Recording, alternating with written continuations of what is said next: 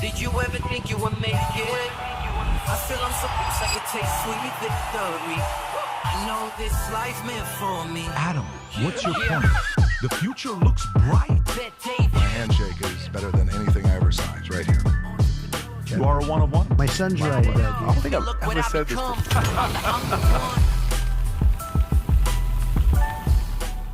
Okay, we were going to go pre-recorded with this today. We decided to go live because we have two of the most important voices in the world today. One of them happens to be Alexandre de Moraes' best friend, Mike Benz, who is in the house today. For whatever reason, these two guys just really like each other. He always picks on him. And there's a lot going to be that's going to be exposed today. Mike said he's got material he's going to be sharing. He's never shared before. And if you know Mike, we've had him on. We were on together, 3, 4, 5 months ago. And him talking about USAID, all these other conversations that's been had. And when I was with the president of Brazil, we showed a clip of his. The president reacted to it. There's a lot of people in Brazil right now are watching to see what he has to say. Some of the stories having to do with CIA possibly being involved with the coup and even, pulling Bolsonaro aside saying, hey, you better kind of play along with us, Lloyd Austin and others, or else. But I'll let him explain it to you. He knows it better than I do. And the other one is, maybe, not even maybe, I can say he is the biggest superstar in all of Brazil. If you go to Brazil with him, you cannot walk the streets without people stopping him. We're in Brazil together eating pizza at this one place, I want to say 5 days ago. This was just a few days ago, called Inferno. And while we're going there, we're having dinner. Left and right, everybody gets excited to see the face of Nikolas Ferreira. I want to say the proper way. Nikolas Ferreira. Yeah, it's fun. Who's got these 2 books as well. We're going to put the links below if there is, Rob, if you can find the links to these books. One of them is a parenting book, right? And the other one is about politician and Christians. Right. So both of them are going to be there as well. By Nikolas. It's great to have you on the podcast. Thank you, Patrick. For me, it's an honor. Thank you so much. Mike, how you doing? Never been better. That's good. I'm excited for that. By the way, initially, it was just supposed to be us, okay? Then I said, if we're going to have you on, we may as well also have Mike on because I want the Brazilian people, I want people around the world, Americans, Brazilians, to see this because Americans get a chance to see you. Brazilians get a chance to hear from Mike directly. Both audiences need to learn about each other and what's going on with Brazil. And we were at CPAC a couple days ago, 2 days ago. Eduardo Bolsonaro was there. He had a chance to speak. There was a lot of talks about Brazil. And then while we're there leaving, I kind of want a little bit of feedback from you here. An hour after we are done with the interview with Jair Bolsonaro, we're sitting there, hey, 38 years, coup, poisoning, Lula, you're seeing all that stuff being talked about. What can you tell us about what's going on there? So first of all, for me, it's an honor to be here, Patrick. Mike, thank you for what you're doing for Brazil. I talk about politics day by day in Brazil, but in Portuguese. So if I make any mistake here, I'm sorry. I'm trying to improve my English. And if I make any mistake, okay. So what's happening in Brazil? We have a Supreme Court. We are fighting against tyranny, censorship, especially from Alexandre de Moraes. And they try to silence the greatest leader of the right conservative wing in Brazil, that is Jair Bolsonaro. They say that he tried a coup, that he tried to kill Lula and the vice president. But we know that the one candidate of presidential elections was Jair Bolsonaro. He was stabbed in his belly by an ex-socialist affiliated party. And now they are trying to put him in jail for a fantasy coup. He was here in U.S. when it happened the 8th of January. People entering the Congress. Was a bad day for Brazil. But they are not any terrorists. They did, of course, some small crimes, but they are getting 17 years of jail. Like any other corrupted guy in Brazil, they get this for jail in Brazil. For corruption, for robbery, for anything. So we know that they are doing this to these people because they were wearing green and yellow T-shirts. If they were using red in Brazil is for the Labour Party, for the socialists. If they were using red, maybe red, they would be free right now. So they are persecuting us for everything we say. Like for now, I'm being sued because I said that Lula is a thief and he should be in jail. So we are facing a tyranny in Brazil. It's very hard. Can you say that right now? So the fact that you're saying he's a thief and he should be in jail, you flying back to Brazil, is there any risk for you that anything could happen or no? Yes, of course. Being sued criminal for saying that. Me as a deputy, I can say everything, and as all the Brazilians should say, though, but we are not able to say the truths in Brazil. Now, your story, for some people that don't know, Rob, if you can pull up the clip, you were telling me this when we were together, this is you at 17 years old, right? Yes. This is a school where I think it's called PUC, if I'm not mistaken. Yeah, it's a Catholic university. And this is how you went viral. By the way, just so everybody knows, Nikolas has got 17 plus million followers just on Instagram. He posts a clip on Instagram. It gets 1 million likes, not even 1 million views. This guy's the biggest sensation there. While we're there walking around, everyone's saying he will be the president in the next 8 years. And the people want him to become the president in 8 years. But explain to us what happens here, because this is where people learn about you. You're 17 years old in this clip. Yeah, so just to let you know, guys, I came from a very poor neighborhood in Brazil called Cabana. I don't have any politicians in my family. I think I was the first crazy one to enter in politics. And I am graduated in law by the Catholic University. And at the time of 2015, 2016, there was an impeachment in Brazil that we took out Dilma's ex-president. And then everyone went to the street to go to the protests. And then, of course, me as a young guy, I did the same. But I started to post some videos in the internet and started to go viral. This one is the first one. In that stage, there was a lot of socialist leaders. And then I was working at my office, and I heard that the one guy called Leonardo Boff, it's a guy that he, how can I say that? He put the socialism in the church, in the churches, the Catholic churches in Brazil. And then I heard that he was in there. I said, I got to say some things right to his face. But as a student, I couldn't. So I told a girl to come over, and I said, I'm a huge fan of him. Please let me talk. And then she said, oh, okay, you're a student. Okay, go there. Of course, she thought that I was a leftist. And then I began saying, thank you so much. Because of you, I'm not socialist. And And I started to punch him with my words, of course. And then it went viral, and this was my first video that went viral because I was only 17, 18 years old. I was entering in the law, So the school university. you're going to, is that like is this a liberal school? Is this a far left school or no? Yeah, so it is, but it shouldn't. Because it's a Catholic university, but it is a very liberal university. Rob, can you play that clip while we're not going to understand what he's saying. I just want the audience to see when he walks up. I'm so skinned. Can you play that? That's Boa tarde a todos. Meu nome é Nikolas Ferreira, eu sou estudante de Direito da So you're Campinas. thanking him right now. E, em primeiro lugar, eu gostaria de agradecer mesmo a todos. I'm appreciating Agradecer principalmente Leonardo ao Leonardo Boff. Boff, I'm saying porque ele thank foi uma you pessoa que me because you made fez me funcionar mesmo na vida, né? E you foi made me dos choose a side in my tempos lá, life. primeiro foi na Rádio You made Gás, 2 interviews in 2003, na qual ele 2003 disse que a teologia da libertação ela não saying necessariamente that your cristã, theology is mas not ela necessarily também não Christian. está interessado em ter mais cristãos.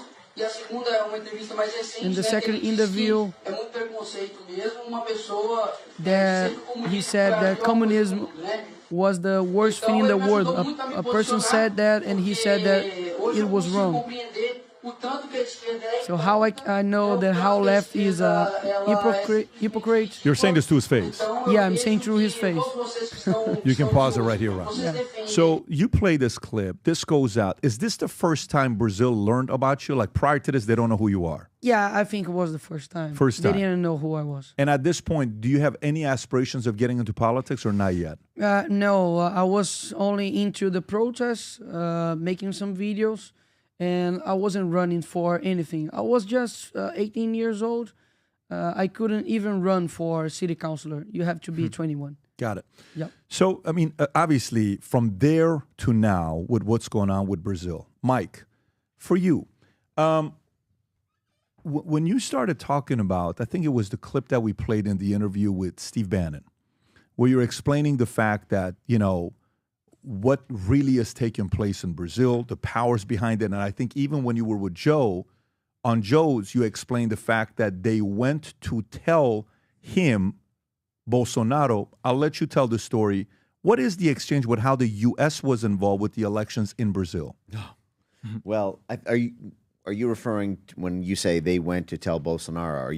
You're referring to the CIA director, Yes. Lloyd Austin? Yes. I actually can pull that up on screen if you go to the slide deck. It'll be slides starting on slide 12. I can walk you through that. Go for it, Rob, if you can go through that right there. So this is the U.S. State Department. Yeah, if you can Go can to the full slideshow. screen it, Just press please. view slideshow. There you go. So, and we'll go through this line by line here, but the U.S. State Department called in massive favors and leveraged personal connections to build voting machines for Lula-aligned Brazil officials, and then the CIA warned Bolsonaro not to mess with or cast doubt on all the new U.S. State Department secured voting machines determining his election. And if you go to the next slide, I'll walk through this. So this is from the Financial Times. This piece is basically about, in fact, if you go to the slide after this first, what they say is this was a concerted but unannounced, so this was basically a covert action by the Biden White House, the Biden Pentagon, the Biden CIA, and the Biden State Department to fortify Brazil's election. So if you go back to the other one, the slide before, so the U.S. provided practical help in the election process to obtain components, especially semiconductors, needed to manufacture the new voting machines. The former U.S. ambassador to Brazil, so they are using shadow diplomacy here because they don't want their formal U.S. State Department fingerprints on it. They're going to the former U.S. ambassador in Brazil to leverage his personal connections with Taiwan Semiconductor, and to leverage those connections, inside of the Texas Instruments to distinguish semiconductor needs and give priority. Now, we have a semiconductor shortage here in the U.S. They are diverting semiconductor chips that the U.S. needs and sending them to Brazil, a foreign country, to add voting machines that the democratically elected president of Brazil doesn't want. The U.S. State Department and some senior Brazilian officials also asked Taiwanese authorities to give priority to Brazil's need for semiconductors, which are used in the voting machines. And then if you go to the next slides here, So then I say what's funny is both the 1964 military junta in Brazil and the 2022 judicial junta in Brazil received direct help from the CIA to rise to power. And then if you go to the next one, you'll see CIA chief, this is Reuters, told Bolsonaro government not to mess with Brazil election. This is in May 2022. 64 is cool. Are you talking about the Sam? What is it? Brother Sam? Brother Sam? Yeah. But I want to just kind of close the loop on this, because if you go to the next one, next slide, yeah. So Bill Burns makes a personal voyage. This is months before the election even happens. We are now force-feeding Brazil electronic voting machines the elected president doesn't even want in the country. And so the State Department is doing that. Then we send in our covert action boys, the CIA, to say, don't you cast doubt. Look at the language. Told Brazilian senior officials that President Bolsonaro should stop casting doubt on his country's voting system. It's not even his country's voting system. We sent the semiconductor chips to build that because Brazil didn't want them themselves. So we're putting the machines in there and then telling them, don't question the results of these machines. So go to the next one. So then, this is also some foreign policy.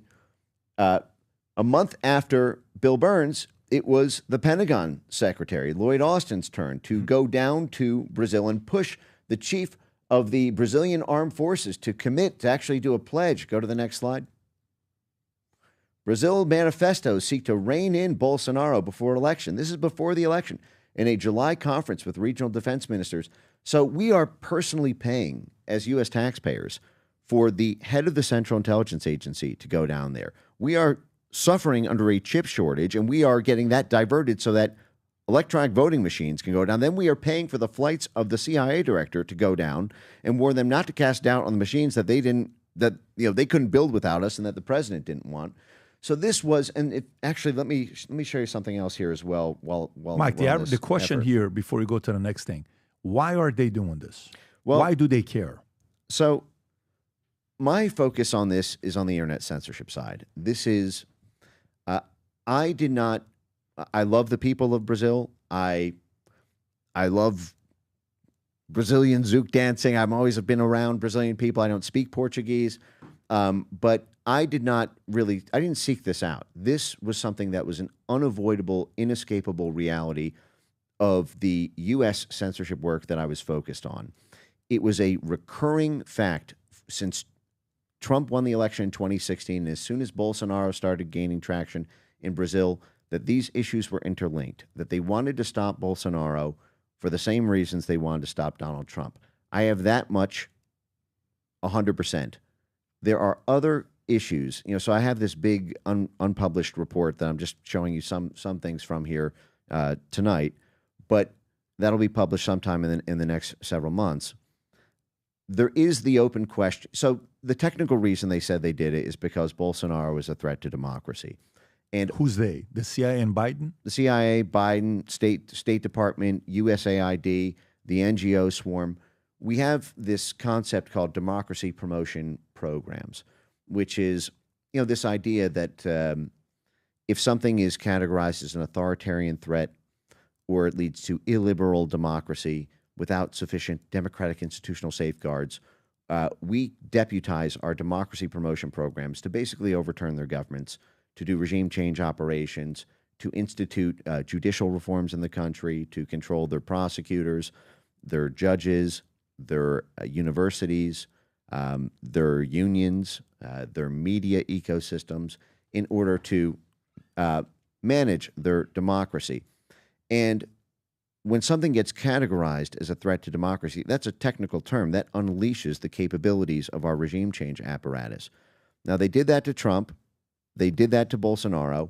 But whenever something's deemed a threat to democracy, there's always something else behind it, right? In Trump's case, it was very obvious that Trump's policy about Eurasia was the primary reason that they ran all of the coup-like actions against him, from the multiple impeachments to the 91 felonies, to the special prosecutors probe, the Bob Mueller 2.5-year FBI special prosecutors, to the whirlwind of state-funded media and intelligence 6 ways from Sunday's things against him. There were other things that Trump did that flew in the face of the interests of international corporations and banks and foundations and NGOs. That one was the primary one in my view. In the Bolsonaro story,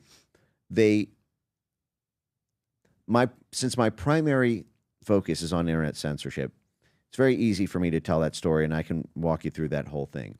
But in terms of the why they did it, again, technically, it's all they need to say is threat to democracy, but there are always interests underneath that, and there are many threads. There is a sort of murder mystery, whodunit.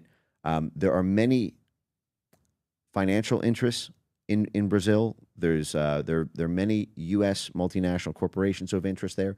There are international interests around China and the relationship between China and the Biden administration.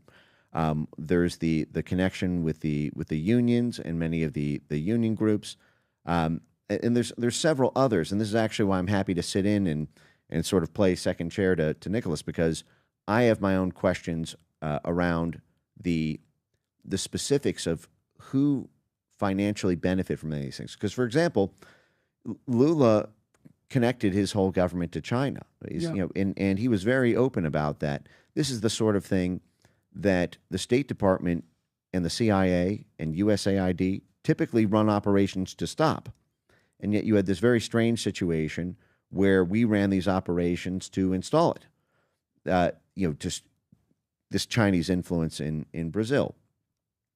And when you look at the Biden family relationship with Chinese stakeholders, you look at the Hunter Biden, $10 million basically windfall from Chinese clients for his consulting company and partnerships with Chinese energy companies.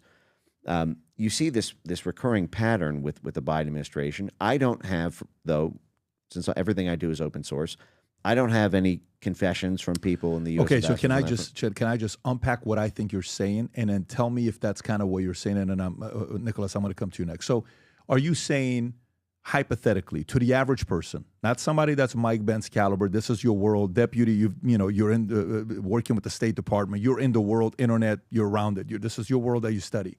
To the average person, you're saying China potentially used Biden as a favor to make sure Bolsonaro doesn't get in the way, because under Lula, they're able to buy and get more resources and things that they want there, and Bolsonaro gets in the way. So, hey, U.S., we'll stay quiet and we won't do anything with you. We'll keep doing business with you, but we need a favor from you. We need to make sure you go out there and do whatever you can for Bolsonaro to stop talking about the voting system and rig it if you can. Make sure he doesn't win so we can put Lula in, because Lula's going to play game with us, play ball with us, with China. We can get in and do whatever we want to do. Is that kind of what you're insinuating? I don't know that. There are things that keep coming up in my research about it that I find highly disturbing, and I would not be able to get without the subpoena power of Congress. And it is my opinion that at the end of this process, and once the report that I'm working on is published, and all of this is, can be just the whole timeline chronology, network map, funding flows, cast of characters, all of that.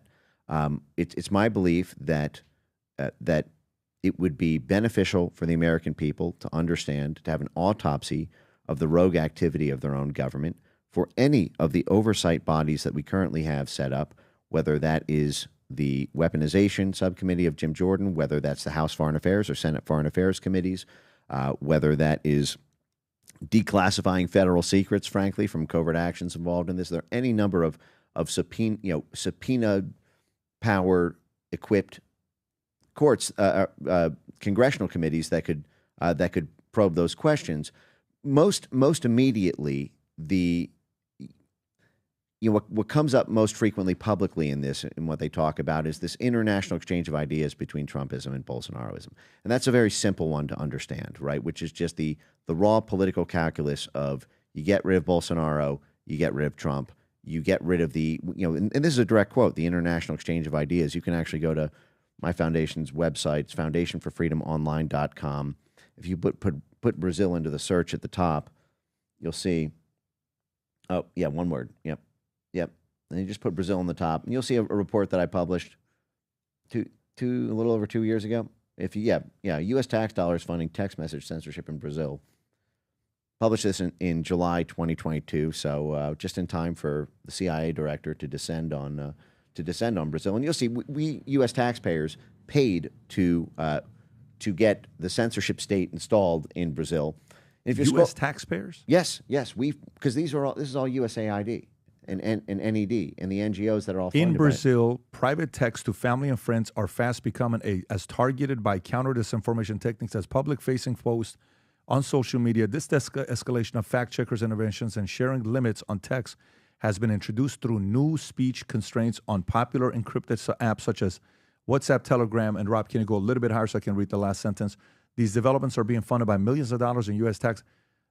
Nikolas, did you feel this, and did you see this happen in Brazil? Yes, of course. Our superior electoral court, they made a lot of decisions that was bad for Bolsonaro. For example, when Alexandre de Moraes announced that Lula won in the superior court, there was another judge called Benedito da Silva. He just went through him and said, mission given, mission accomplished. Right. You have that clip, by the way, Yeah, Rob. and until now, this judge didn't came to public to say what I mean was that. He didn't say that. So it was very strange. There is another judge in Brazil called Barroso that after the elections that Bolsonaro lost, he said, we defeated Bolsonarism. This is the one Rob played? Yeah, this is the video. Solicito que Suas Excelências, o senhor ministro Ricardo Lewandowski e ministro Benedito Gonçalves, solicito que conduzam ao plenário o excelentíssimo senhor presidente da República Federativa do Brasil eleito, Luiz Inácio now he's Lula da Silva. announcing Lula as the president. And then this judge comes to him and says, mission given is mission accomplished. So what he means about that? Mission given, mission accomplished. So he was working against Bolsonaro So he's a judge. He should be impartial. So this is one judge. It's the same. You can stop the video right there. This is the same judge that said that. This is Lula, and after that, he's receiving, I don't know how you say this in English, but he's giving some taps in his face as he was his best friend. So this is the kind of judge that's saying that Bolsonaro is a tyranny. He is a person that he's giving misinformation to Brazil. But at this point, because there's a lot of Telegram groups that you're a part of, right? That the communities are talking to each other. Are you seeing what you can and can't do? Yeah, for example, I think that in other social medias, it was more, how can I say, it was clear to me that something wasn't coming to me. So there was some information that if you Google it, for example, you would find. There are some others information that you try to find and it was harder to find. So, for example, in the elections, you couldn't say that Lula had Maduro as a friend. You couldn't say that. You couldn't say that Lula was friend of Daniel Ortega from Nicaragua. So you couldn't say that. You couldn't say that Lula was supporting abortion, for example. I was sued. I was multa. I was fined for like 3,000 reals just because I made a video saying that Lula was supporting abortion, was supporting drugs, and I was fined because of that. So there's another minister of the Supreme Court called Gilmar Mendes that he gave an interview like maybe 6 months ago that he said that Lula is in presidence because of them. Like in any other country that gives politics seriously, it would be a scandal. But in Brazil, it's normal because the Supreme Court of Brazil is not more a judiciary power. It's a political power. So in the elections, for example, Bolsonaro, in our Independence Day, in 7th of September, he had a huge protest, like 2 million people in Brasilia, in São Paulo, and then he couldn't use these images for his network. He couldn't use. It was crazy. Just to show how many people were in attendance, you guys couldn't show. Yeah, he couldn't show that on TV. And for example, in the Labour Party, was saying that Bolsonaro was a Hannibal. They were saying that Bolsonaro was a pedophile. They were saying that Bolsonaro would end up the férias dos trabalhadores, the holidays for the workers. So it was all that kind of disinformation, and anything happened with Lula and his friends. For Bolsonaro, anyone that, for example, questioned the voting system would be fined. My social media was down for 1 month because I just questioned the voting electronic machines. So my lawyer doesn't have access to the process. My social media just went bad because of political pressure, but not a judiciary process. So that what happened in 2022. We all thought that, of course, there was a interference in Brazil, but we didn't know where did it come, how they did that. But now it's clear that, as Mike said, that if it wasn't USAID, maybe Bolsonaro would be the president of Brazil today. Now, Mike, let me ask you, as you're processing what he's saying.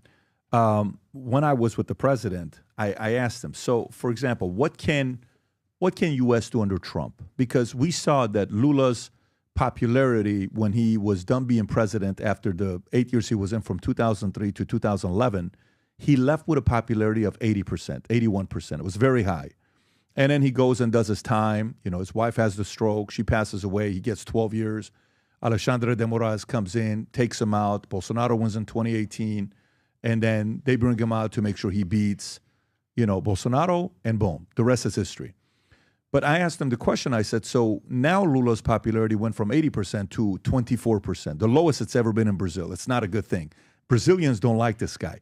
Coffee is expensive. Everything is expensive right now, and they're going through it. What is the opposite of what CIA did to hurt? Meaning, so now how does Alexandre de Moraes or X, which now I think they banned the Trump's network and Rumble, and now Rumble and Trump's network are suing Brazil. And while Lula's there, Alexandra's there, what can U.S. It doesn't look like this guy's afraid of anybody. It doesn't look like this guy, De Moraes, is afraid of anybody in the States. Do you think things can change in any way where Bolsonaro could run and win in 2026? Yes, if the U.S. is serious about applying diplomatic resources on the issue. There are many ways that can be done. Not sure this is the most appropriate forum for discussing them, but and there are actually two open threads that I did want to get to from what Nikolas just said. But the short answer is there are many things that the U.S. can do if the U.S. ambassador is serious, if the president is serious, if Marco Rubio is serious, and yes, much can be done. I'll leave it there. I think what you need is policy alignment, and then the appropriate organs to mobilize. Policy alignment where? Amongst Bolsonaro and U.S.? Well, you're going to need to synchronize all of the different facets of U.S. foreign policy when that can be done. No, let's stay on that. I'm curious. Yeah. What does that mean? I want to know what that means. Because for me, you're dealing with a country that out of their 11 Supreme Courts, only 2 are conservative. You're dealing with a country that out of their 81 Senate, only 22 are conservative. You're dealing with a country that out of 513 congressmen and women, only 130 are conservative. When you look at Bukele, Brandon, you were telling me earlier the fact that Bukele, the way he did it in advance. Yeah, he kind of set up his Congress before he became president, so he had everybody in his favor, the majority. So he looks like a dictator, but he just happens to have everybody on his side, so he does no resistance, and a real beautiful setup for what he wanted to do with his policies. And that's a beautiful thing because he can just go in and say, here's what we want to do, right? Mm-hmm. In this case, this is a very different situation that he has. So if U.S. can't go and say, well, let's, what do we do with the Supreme Court? What do we do with Senate? What do we do with that? That's a longer term play. To me, short term between now and 2026, what can U.S. really do? Just doesn't feel appropriate. I'm just going to say it. I don't think that this is the forum to, but I'm happy to listen to you guys talk about it. It's just, yeah. It sounds so interesting.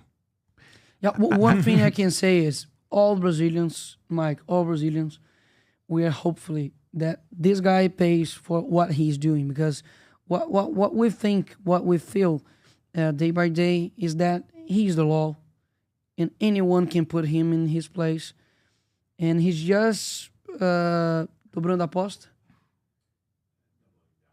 He's just doubling down. He doesn't quit, never.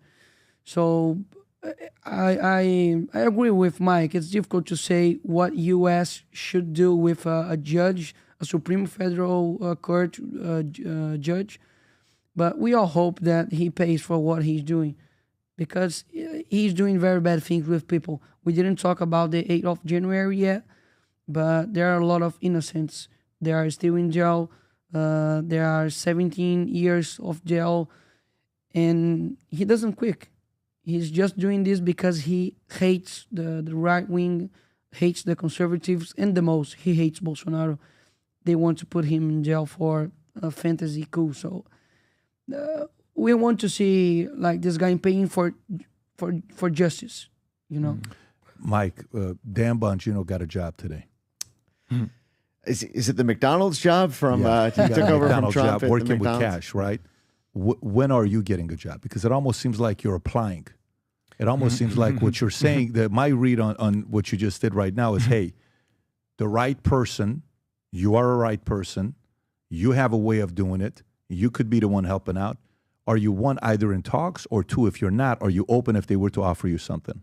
Well, what I was getting into there was about, and one of the reasons I wanted to circle back to some of the things that we were just talking about and play some of these things for the world to see here, is that we, like I mentioned, congressional committees on this who have subpoena power, who can do transcribed interviews of all the officials involved.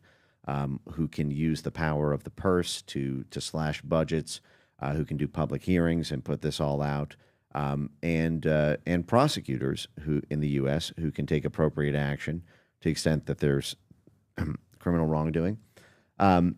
There is right now, agency by agency, the people at the top of the perch have been the people who have been punished by the system. But RFK is at the head of HHS. Cash and now Dan Bongino at the top of FBI. Time and time again, we've seen this. Dr. Jay Bhattacharya at the top of NIH. I think that there is an American interest in pursuing this and the weaponization of the foreign policy establishment and its covert and overt capabilities and its NGO capabilities to go after Bolsonaro as a way of going after Donald Trump. And so I mentioned this phrase, stopping the international exchange of ideas between Trumpism and Bolsonaroism. So on that piece that I pulled up before, the Foundation for Freedom Online Brazil report, you'll actually see that's a direct quote. I think actually just if you scroll down or you just run a Control F for exchange, you'll see this. There you go. So this was funded by the U.S. here. This is the if you scroll down, this is a U.S. taxpayer. So what this is, if you click this video, this is a presentation to IFES, which is a USAID partner and implementer. This is international idea. This is attached to the National Endowment for Democracy and USAID, and it's basically election management in foreign countries. And you'll see here are U.S. taxpayers paying international idea. They get all their money from Congress through a State Department contribution. So this was back in 2021, 2022. And if you just play this, you'll see what the thought process was ahead of Brazil's election for how our own NGOs were weaponized to go after Trump by going after Bolsonaro. Oh, okay. Do you have an ads there? There's 2 more seconds left. So, Rob, if you want to. I think there's 2 ads. Okay. Yeah. We'll go through both of them. I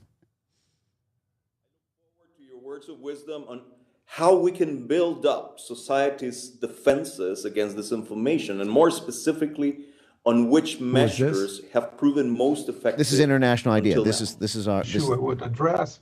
So the question is how society can enhance the ability to detect and resist the fake news and false facts. This is a picture of really recent research we did to get pause data there. from. So here he is presenting. This is hosted by us, U.S. taxpayers, and I published this years ago, right? I published this 2.5 years ago at this point. Similar keywords on the Brazilian and U.S. populist right on Parler, and you'll see it's Trump, election fraud, irregularities, the very things that people in Brazil were prosecuted or banned from being able to talk about. They grafted off of the model of something that was done here in the U.S. ahead of the 2020 election when DHS partnered with groups like EIP, the Atlantic Council, Graphica, 2 of our universities, to censor Americans' ability to talk about election voting machines. And then we systematically trained the Brazilian judges to do the same to stop Bolsonaro. And I can walk you through that whole process. But this is just from things I've already published. If you let it play, you'll see how basically this is our taxpayer-funded NGOs and CIA cutouts working with here a Brazilian professor, effectively, on how to co-strategize to stop the international exchange of ideas between Trump and Bolsonaro. From Paulo, and we got the narratives and discourse that have been used during the end of the year, at the beginning of the year, just after the Biden election and before they got in office. And the extreme right used mostly these kind of words to sustain their research and strategy to harm democracy and put questions and doubts about the results of the elections in the U.S. That's the crime. What we put in Doubting. the red square is the same ideas and words we have been using, of course, in Portuguese.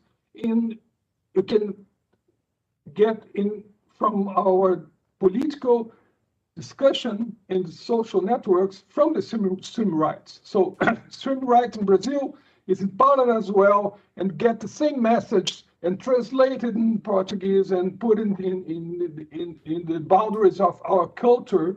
But basically, they are reproducing the same narrative, the same discourse. And if you get information, the same information from social networks like Parler from Europeans, you get mostly the same kind of words like fraud, stop fraud, suppression, irregularities, and so forth. So that's what I'm saying, that it's not only an engineer that goes through different platforms, but also it's an international movement to exchange ideas that harms democracy. I got this, Mike. Go for it. So this makes sense. So these words are the words that they're both worried about. We exported our censorship models when they started to work against Trump. We exported them to Brazil. We exported them to Europe. We're exporting them to Australia as part of a State Department USAID push to control the information space in every country on earth. So the reason, for example, this that I published was about the U.S. taxpayers funding the censorship of encrypted chat apps like WhatsApp and Telegram. This was because we had already moved into Brazil to censor social media. This is why Brazilians were one of the first people to come to Gab and some of the other alternative, in Parler and these other platforms. But on this point, you mentioned Barroso. Am I saying that correctly? So if you go to slide 23.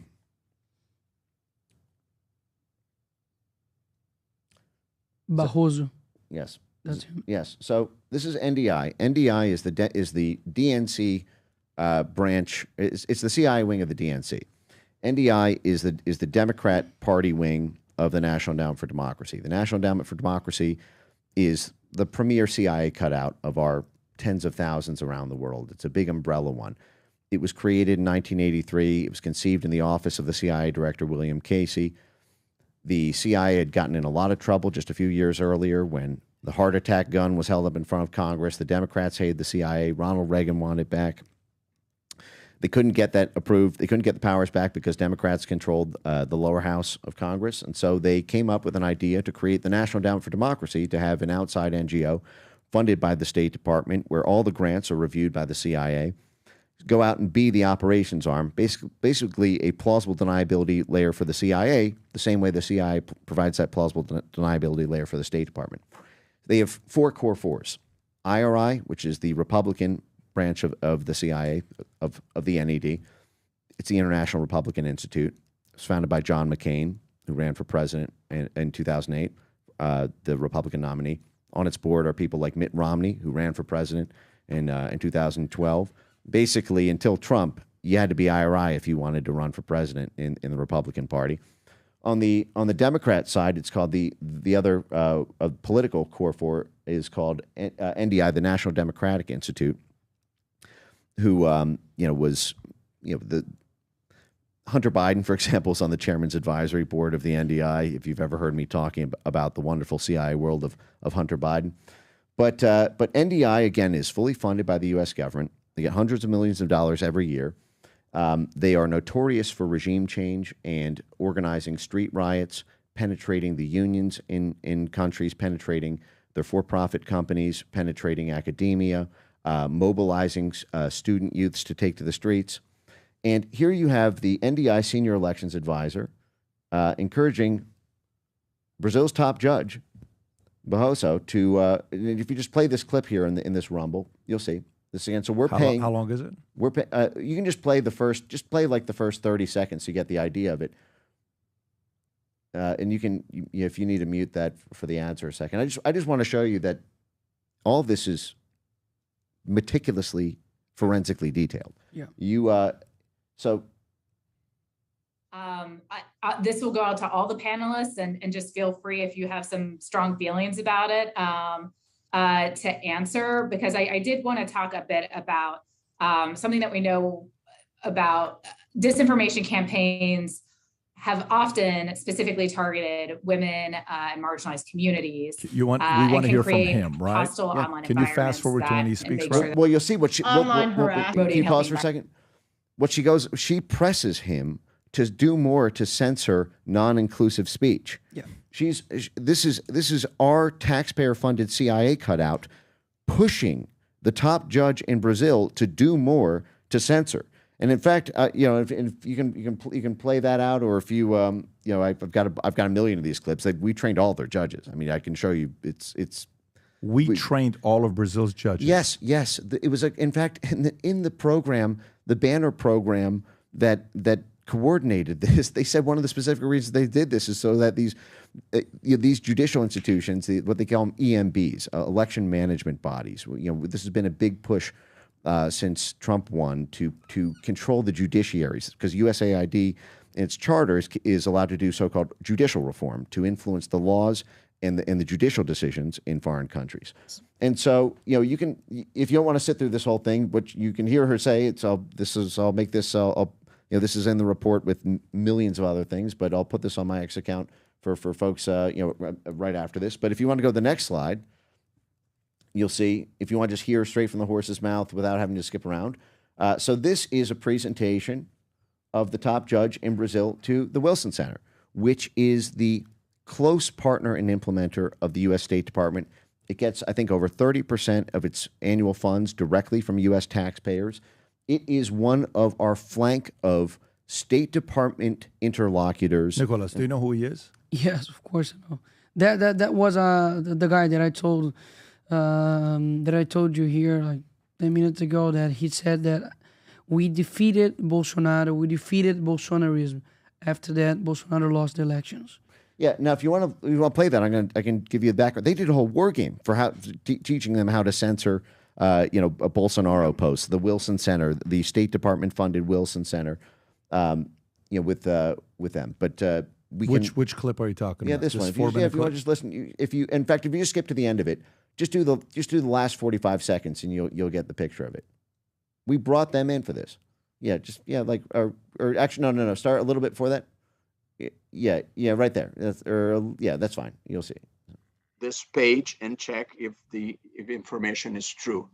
So we prepared for a war, and I think we are winning so far. I don't like to celebrate things before they are over, but so far, misinformation has been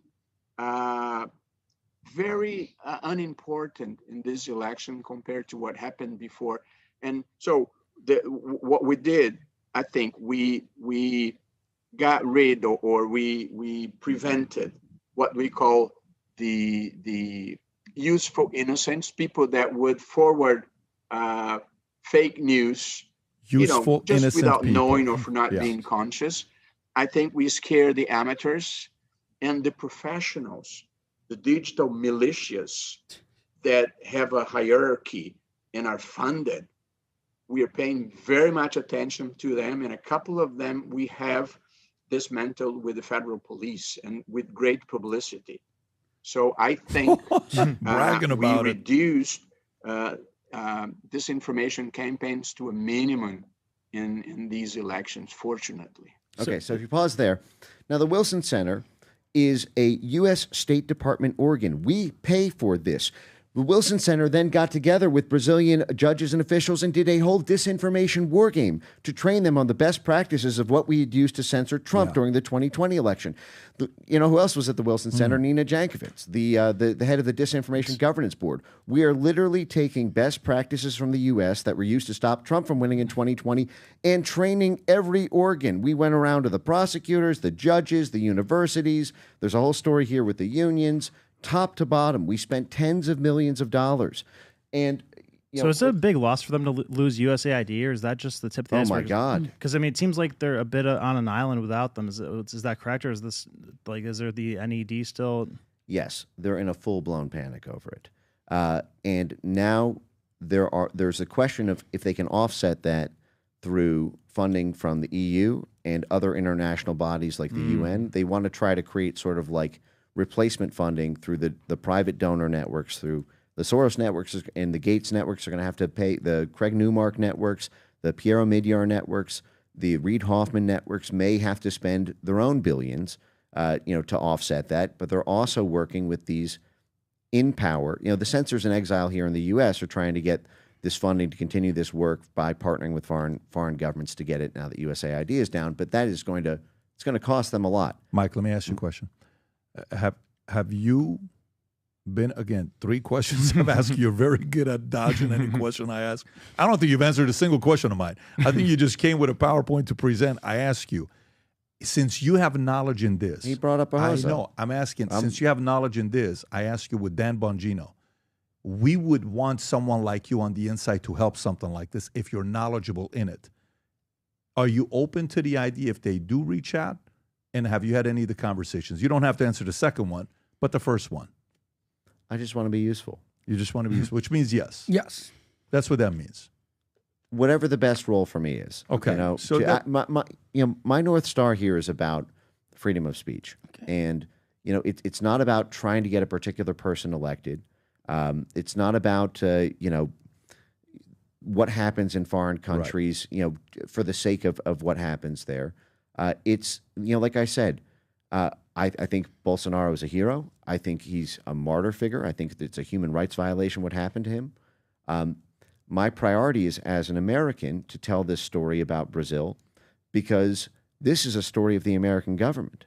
And this is something that the Trump administration, if it wants to get done its domestic agenda, is going to run into this international Goliath. They're going to run into it in the EU. They're going to run into it in Canada and Australia. They're going to run into it in Ukraine. They're going to run into it in Central Asia. They're going to run into it in Sub-Saharan Africa. But the Brazil case study is a really clean one because the size of the operation and how sloppy they were about covering the tracks. That's good. So that means the fingerprints are going to be left with what's going on. Nicholas, for you, when you're hearing what he's saying, I'm assuming you see half of the stuff you already maybe have seen, or you know the judge, you're in the country, you go through it. But for the people, okay, today, Americans are listening to you. Brazilians are listening to him. That was my idea, for them to see the both messaging, to see what Brazilians are going to hear from Mike, to be inspired. What can I do, right? And from your end, for Americans to say, I love this guy. I need to be involved. I want to, you know, share this information with other people. How can we do something about it? Yeah, what Mike said here, I think for all the Americans, it's very hard to understand, but it's the truth. You are paying taxes, and this taxes is going to interfere in our politics in Brazil. And it's not for the good, it's for the bad. If you see like the other page that the other one that was training Barroso, the think tank that was training Barroso. Yeah, those 3 ladies, Rob. The 3 ladies right there. The Winston Center, the NDA, like all of these, they are training our judges. Like to you want to go to slide 1, by the way? I don't mean to interrupt. But no problem. Yeah, like to censorship us, you know. Does that look familiar? Yes, it does. That's the USAID CEPS program. Is this something the judges want, or is it something that they're being told to do, though? So that's why these guys, if you hear again the Barroso speech, he says that we are winning so far the war because we don't want to happen what happened in 2018 again, this misinformation. So he says that Bolsonaro only won because of the fake news and disinformation, and that's why they need to combat this, because Bolsonaro and Bolsonarism, they are a threat to democracy, but they are the threat to democracy. So your taxes are paying the tyranny in my country. That's what's happening.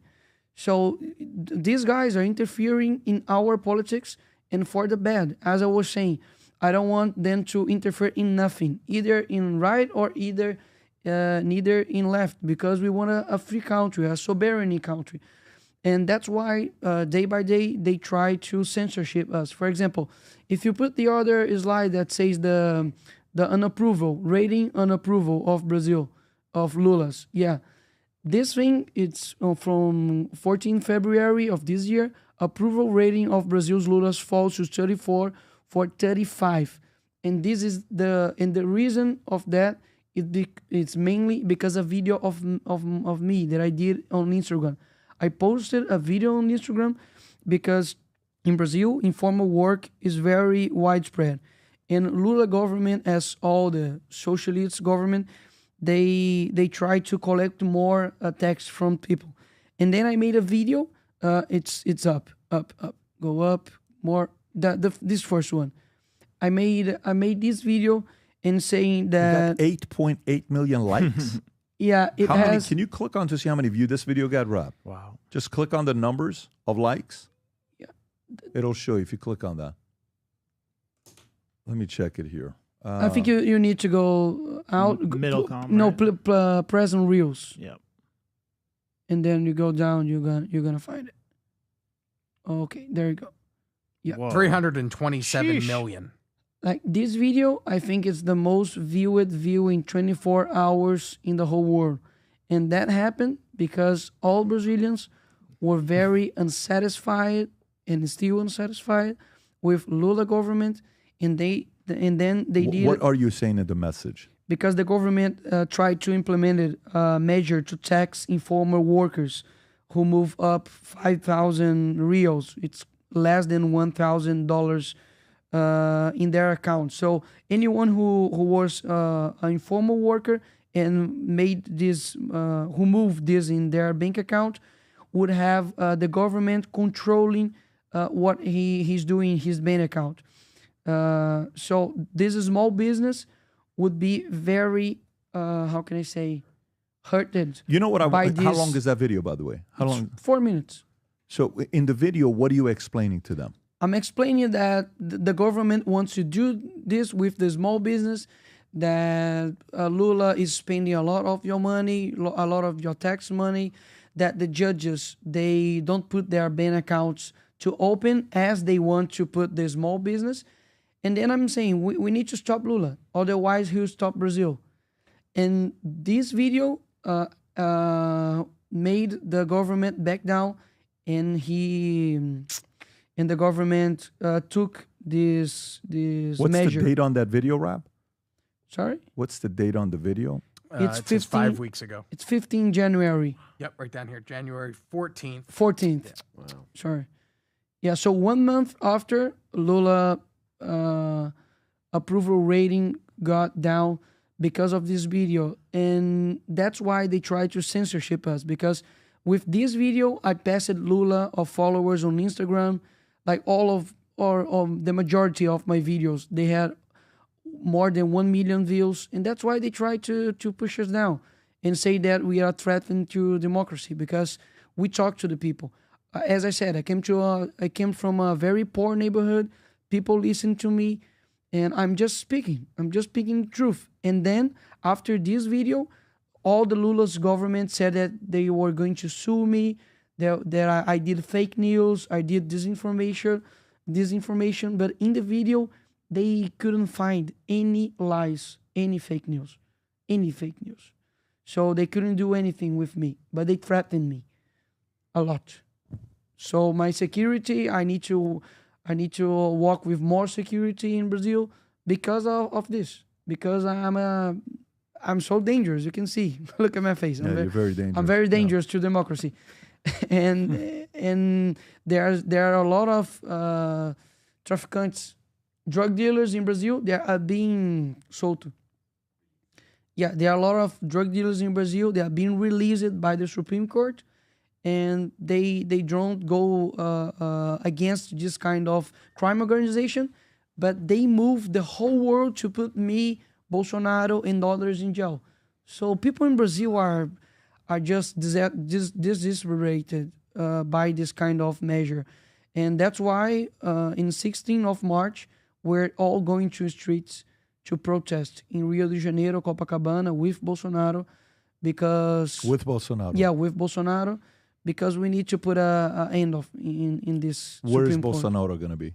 In Copacabana, Rio de Janeiro. Where are you going to be? At the same place. Same place. So, yeah. so it's not like different locations. Yeah, You guys going... before we were doing in different locations, but Bolsonaro told that it was better to put only in one place. Everybody goes to one place. Yeah, everybody goes to one so place. So right now, is the confidence there that Bolsonaro, because you're 28, you cannot run till 2036, right? If I'm not mistaken. Yeah, I can't run. Yeah. I need to be so 35. Right now, it's one of two things was the conversation. One, lower the age to run, which that's not the topic right now. You know, they may want you to run for Senate because that's one way to help, right? That's kind of one of the things we're talking about. So if they're not going to lower the age, and they have them right now not being able to run for 2026, and if they have control of all the three different branches of, like you got Supreme and House and Senate, what can you do for them to allow Bolsonaro to run? Because if he does run, what's going to happen? His wife's going to be the face, kind of like what's going on with Venezuela, where Maria Corina Machado ran with, I think, what's the guy's name? Edmundo Gonzalez, I think that's his name. Yeah, I think that's right. Would that be kind of how they would do it? What do you think can happen? I really don't know what's going to happen in Brazil. When I talk to Bolsonaro, he says that I'm the candidate and that's all. I'm going to run for president. He's saying that. Yeah, so. he's saying that. So, and I asked him, what should I answer if someone says that maybe other candidate, maybe other person, he says, I am running for presidency. So I really don't know what's going on. I just don't think that the system will leave him free to run. I don't know that he will be able to run for presidency in Brazil. I really don't know. Because they have a lot of power in Brazil. Yeah, so, you know... and we can do much, because if you are in a normal democracy, that you have the executive power, the legislative power, the judicial power, okay, it's fine. But me as a congressman, I don't have any power today. I just only have my voice. So that's why we're still speaking and giving speeches, because this gives hope to people. This defends the moral, the principles, the values of the Brazilian people. But that's all we can do. Like we, of course, come here to U.S., Elon Musk shared a lot of videos of mine. It helps a lot. Mike is doing such an amazing job. But that's all we can do. I'm not saying it's less thing to do, but it's all we can do. So, but we can't do much. To me, okay. So if this thing's at from 80 to 34 to 24, you got 329 million views. I don't know if I've seen a video with 329 million views. And you're from Brazil. U.S. is a bigger country. I honestly, I don't know if I've seen a video with 329 million views, 8.8 million likes. And I'm talking, you know, the only thing I guess I saw is when Messi's post got 77 million views on Instagram when he won the World Cup. Yeah. I mean, that's Messi winning the World Cup is what I've seen, right? So the only thing it makes me think about, if they're not going to get out the way, and look, I can say this, you know, Mike for sure can't say this, but I can say this. Okay, Mike, earmuffs. Could it be, because it's either heavy involved with the president, U.S., which I don't think they want to do. When I had the president here and I asked him the question about Iran, and, you know, the fact that the last time the sanctions hurt Iran so much that Iran almost fell. Okay. And it was pretty bad. I said, what's your, you know, what are you planning on doing with Iran? He says, we have so many problems in America right now that I got to think about me. I can't do anything else. So then if it goes on you guys and you said, I don't want any help, leave us alone. Don't help the left, don't help the right. That's kind of what you said about 5-10 minutes ago, right? Okay. What are you going to do if they're not moving? What is the only option you got left? I mean, revolution is the only option, and that's not something anybody wants to talk about. Yeah, but I believe in the power of the people. Like we, the people, I don't underestimate that. For example, people went to the streets in 2016, and we took Dilma out of the office of the presidential office. So we need to go to the streets again. We need to push the government because. Unfortunately, Brazilian people only go to streets because of economy. Coffee in Brazil, the price is so high right now. The oil, the fuel is the same.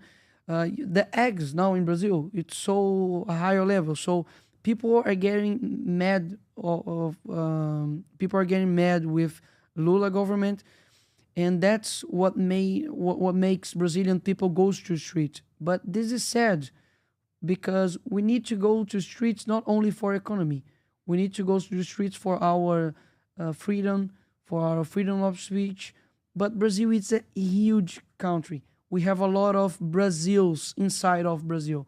So only economy will put us in the streets again. So now with this rating disapproval of Lula, maybe people go to the streets again and push the government to maybe took Lula out and maybe put someone else over there. But I don't know. Brazilians have a short memory, unfortunately. Brazilian people has a short memory. Here in U.S., you guys have a lot of guys that stood for our country, that fight for the freedom, and you put this in schools and universities. And in Brazil, all the schools and all the universities, they are taken by the left. So when a teenager looks back to the history, he doesn't know why he is fighting for. So that's why he doesn't fight. So Brazil, it's a very difficult country. We have a huge potential. We have a great natural resources. Our food is great. We are. I love Brazil, but unfortunately, most of Brazilians voted for Lula just because he promised to give meat for people. Maybe you guys, Americans, don't know, but there is a meat in Brazil called picanha. You guys maybe go to a Brazilian steakhouse here. It's delicious. Yeah, picanha.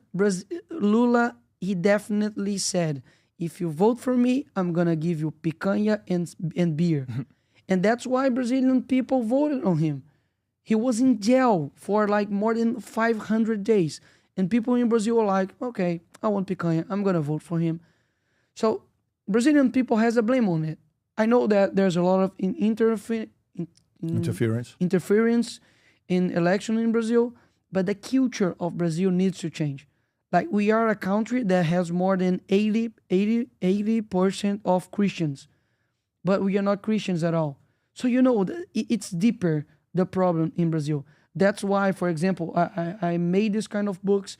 I studied a lot of philosophers that says that politics, it's only maybe the reflex of what goes in culture before. So all the left in Brazil, they took power of the culture. So if you open the Brazilian TV, you're going to see a lot of bad values.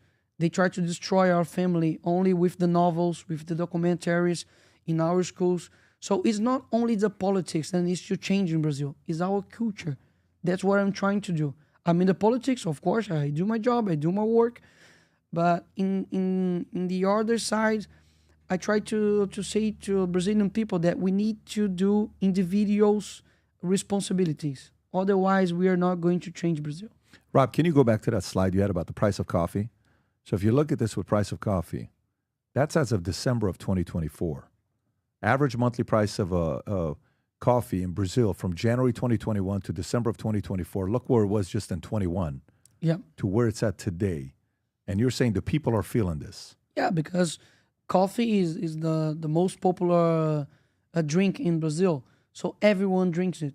So even the rich or the poorest one, he feels the price going up and he gets mad. So that's why I'm saying people in Brazil are getting mad with Lula's administration because of that. Because the coffee that you drink every day, it's in a high price. Maybe you can't say what U.S. can do, okay? And I'm going to leave that one alone for now, okay? But what can the Brazilian people do, okay? Your clips are being played in Brazil all over the place. Translated Portuguese, they're seeing it. They know who you are. They're recognizing who you are. When we were there, your name came up a lot of times as I'm having conversations with different Congress, Senate, people that are talking. What feedback do you have to the people who are sitting there saying, okay, without America's help, what can we do? What would you say to them? It's hard for me to give advice to the Brazilian people. As an American citizen, it feels a little bit outside my place. I think, in general, it's amazing to see the success that you've had. I too, like Patrick, have never seen an Instagram video with over 300 million views. That's highly impressive, but I think that is ultimately the path to bringing power to the people, is to make your voice heard as loud as humanly possible and to keep turning your voice up and up and up and up, and to find partners at every conceivable level in the U.S., in Europe, to wherever. And I don't mean that in an interference way. I mean that simply for people around the world to hear your message. This is a common interplay in these situations. Is there's the concept of the so-called international community, which are like-mindeds all around the world who believe in a cause or believe in a principle.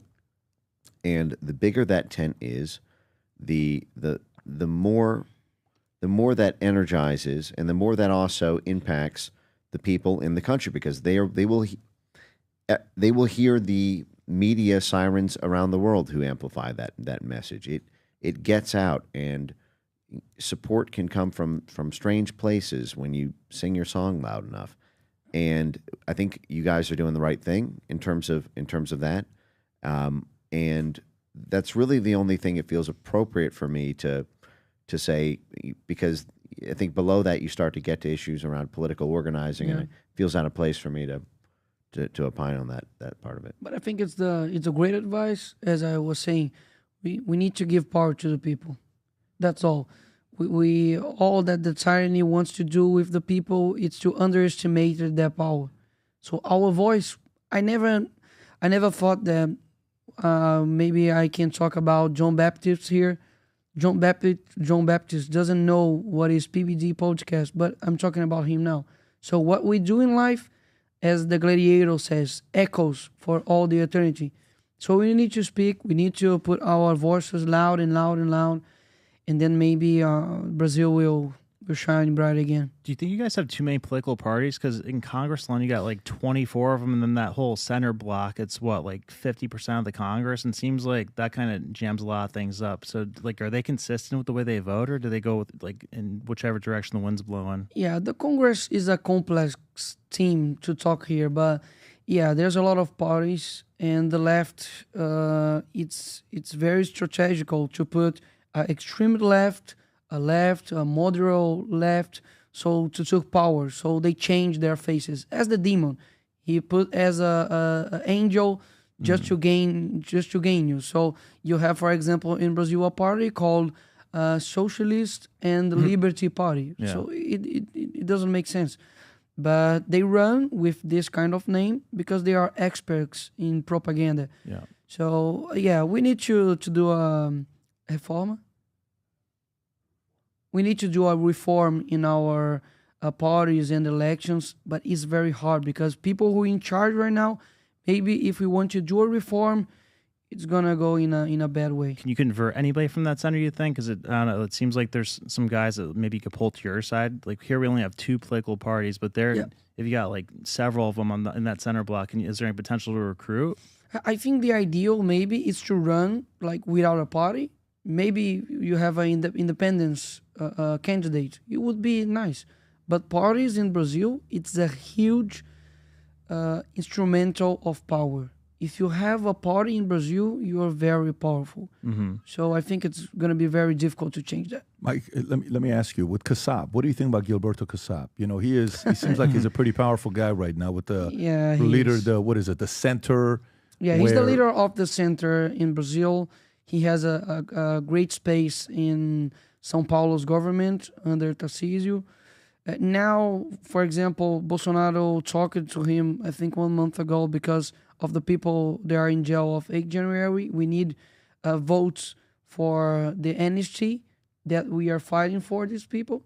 So, but he's dangerous. You have a relationship with him or no? No, I don't. I talked to him like one day when I got down from my apartment. He was there. He said some stuff to me, and I said, okay, thank you, and that's all. I never talked to him. But he's a powerful man. Is he a guy that has enough power and influence to help you or help Bolsonaro run in 2026, or he's not a guy that's going to help Bolsonaro? So, as I think the center goes where people are winning. So if he thinks that Bolsonaro has a chance to win, he's going to be with Bolsonaro. If he thinks that it doesn't, he's going with Lula. So he has photos with all the ex-presidents in Brazil. He's the president of the Social Democratic Party. So he goes wherever the team wins. I can't say that I trust him because I really don't. But maybe, like, if he wants to help Bolsonaro right now, okay, help is always good. But of course, he's gonna ask something, and I don't know what he's gonna ask for. Like a favor.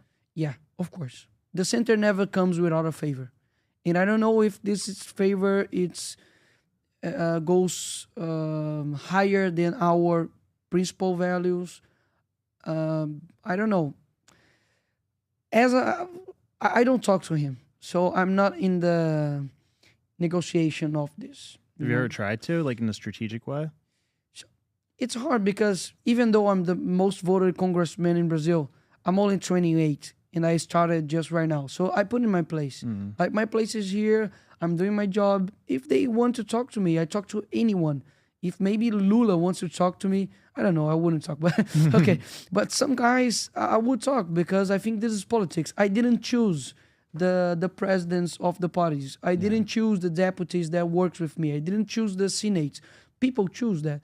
So I need to work with the materia prima. Yeah. Let me ask you, with Amazon fire, is that a big issue? Oh, it's a big issue. Not for the socialists right now, because Lula administration has all the records of fires in the Amazon right now. Wow. If you can pull up the chart, Rob, I texted you earlier to make the comparison. So here's what we got. It shows, if you go to that link, go a little bit lower, it shows you how many fires they've had. Look at that. Zoom in a little bit. 44 million acres of fire has been burned. Acres has been burned in Brazil just last year. Okay, 2019 was 19 million, then 19 million, then 13 million, then again 19 million, then 27 million under Lula, and then 44 million. Just to kind of put in perspective how much 44 million acres is, Rob, if you can go to the other link that shows states in America so people can kind of know. 44 million acres is more than the state of Alabama, more than Arkansas, more than the state of Florida. Florida's only 30. Go a little bit higher, Rob, so we can show the top right. No, that's a wilder. Go to the third one. State land area. Yeah, right there. Go to the other way. Look at that. Go down. Only 1, 2, 3, 4, 5, 6, 7, 8, 9, 10, 11, 12, 13, 14, 15. 15 states are bigger than 44 acres. 35 states in America are smaller than 44 million acres. That's fire.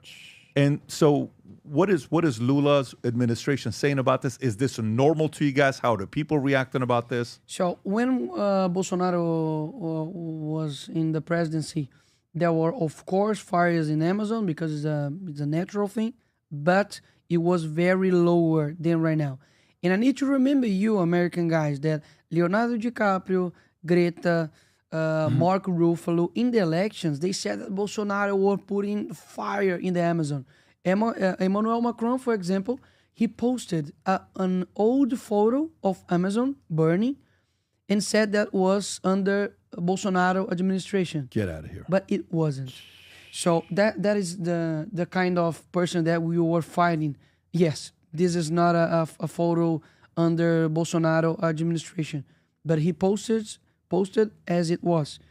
I have some information here, Patrick.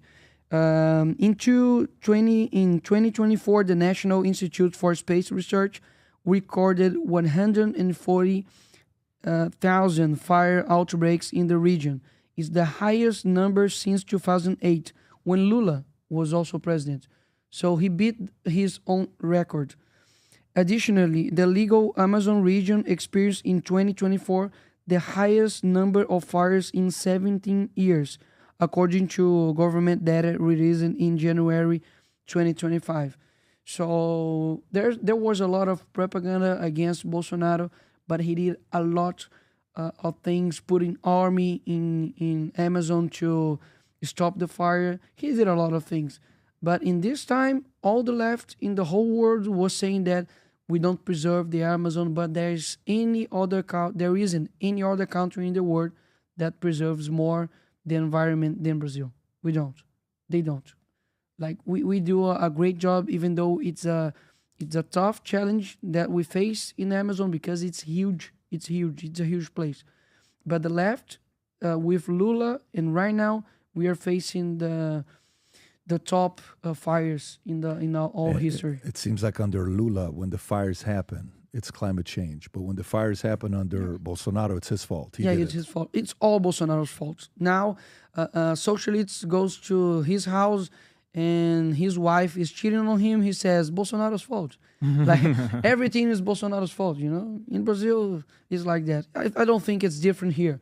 Everything is Trump's fault, right? So next question, Rob, if you can pull up Lula's wife had a message for Musk, and Mike, I'm coming to you after this one here. So this is Lula's wife, wonderful lady. She is giving a message to Musk here. Go ahead and play this clip, Rob. Eu não tenho medo de você, inclusive. Boa! Fuck you, Elon Musk. What role you think X is playing in Brazilians gaining their freedom, Mike? What role you think X is playing? I think it's enormous. I think that's why they want it shut down in Brazil unless compliance measures were put in place. I think that the Lula government, as well as the Biden government, was intensely aware that the power of social media would be the determinant of whether or not the election would go one way or the other. I have quotes from the people involved in this that they believe their work censoring Bolsonaro was dispositive in terms of tilting it in Lula's favor. There was a personal meeting, actually. Lula's, I think it was his first month in office, at the first meeting with the Biden administration. I know you're accusing me of going back to the slideshow, but the fact is, I think that a lot of people haven't seen this, and since I know that, I'm not accusing at all. No, my point to you was, when I was bringing you and Nikolas here, I wanted to make sure that the people in Brazil, if they wanted to know how they can have freedom, that's what I was saying. Not accusing of a slideshow. If you got the slideshow, that's I'm being cheeky. No, I understand. Play the clip. What's this one here, Mike? Well, what I'm showing here is this is okay. So this is February 2023. So I guess this was Lula. This is a joint statement following the meeting between President Biden and President Lula. So I think this was their first meeting after the 2022 election. So today, President Biden and President Lula, during the meeting, they discussed the nature of the U.S.-Brazil relationship, strengthening democracy. Go to the next slide. Biden and Lula pledged to work together to strengthen democratic institutions, which means strengthen these control networks, and reaffirmed their intention to build societal resilience to disinformation and to work together on that. So Biden and Lula talked about the need to stop online disinformation and agreed to work together.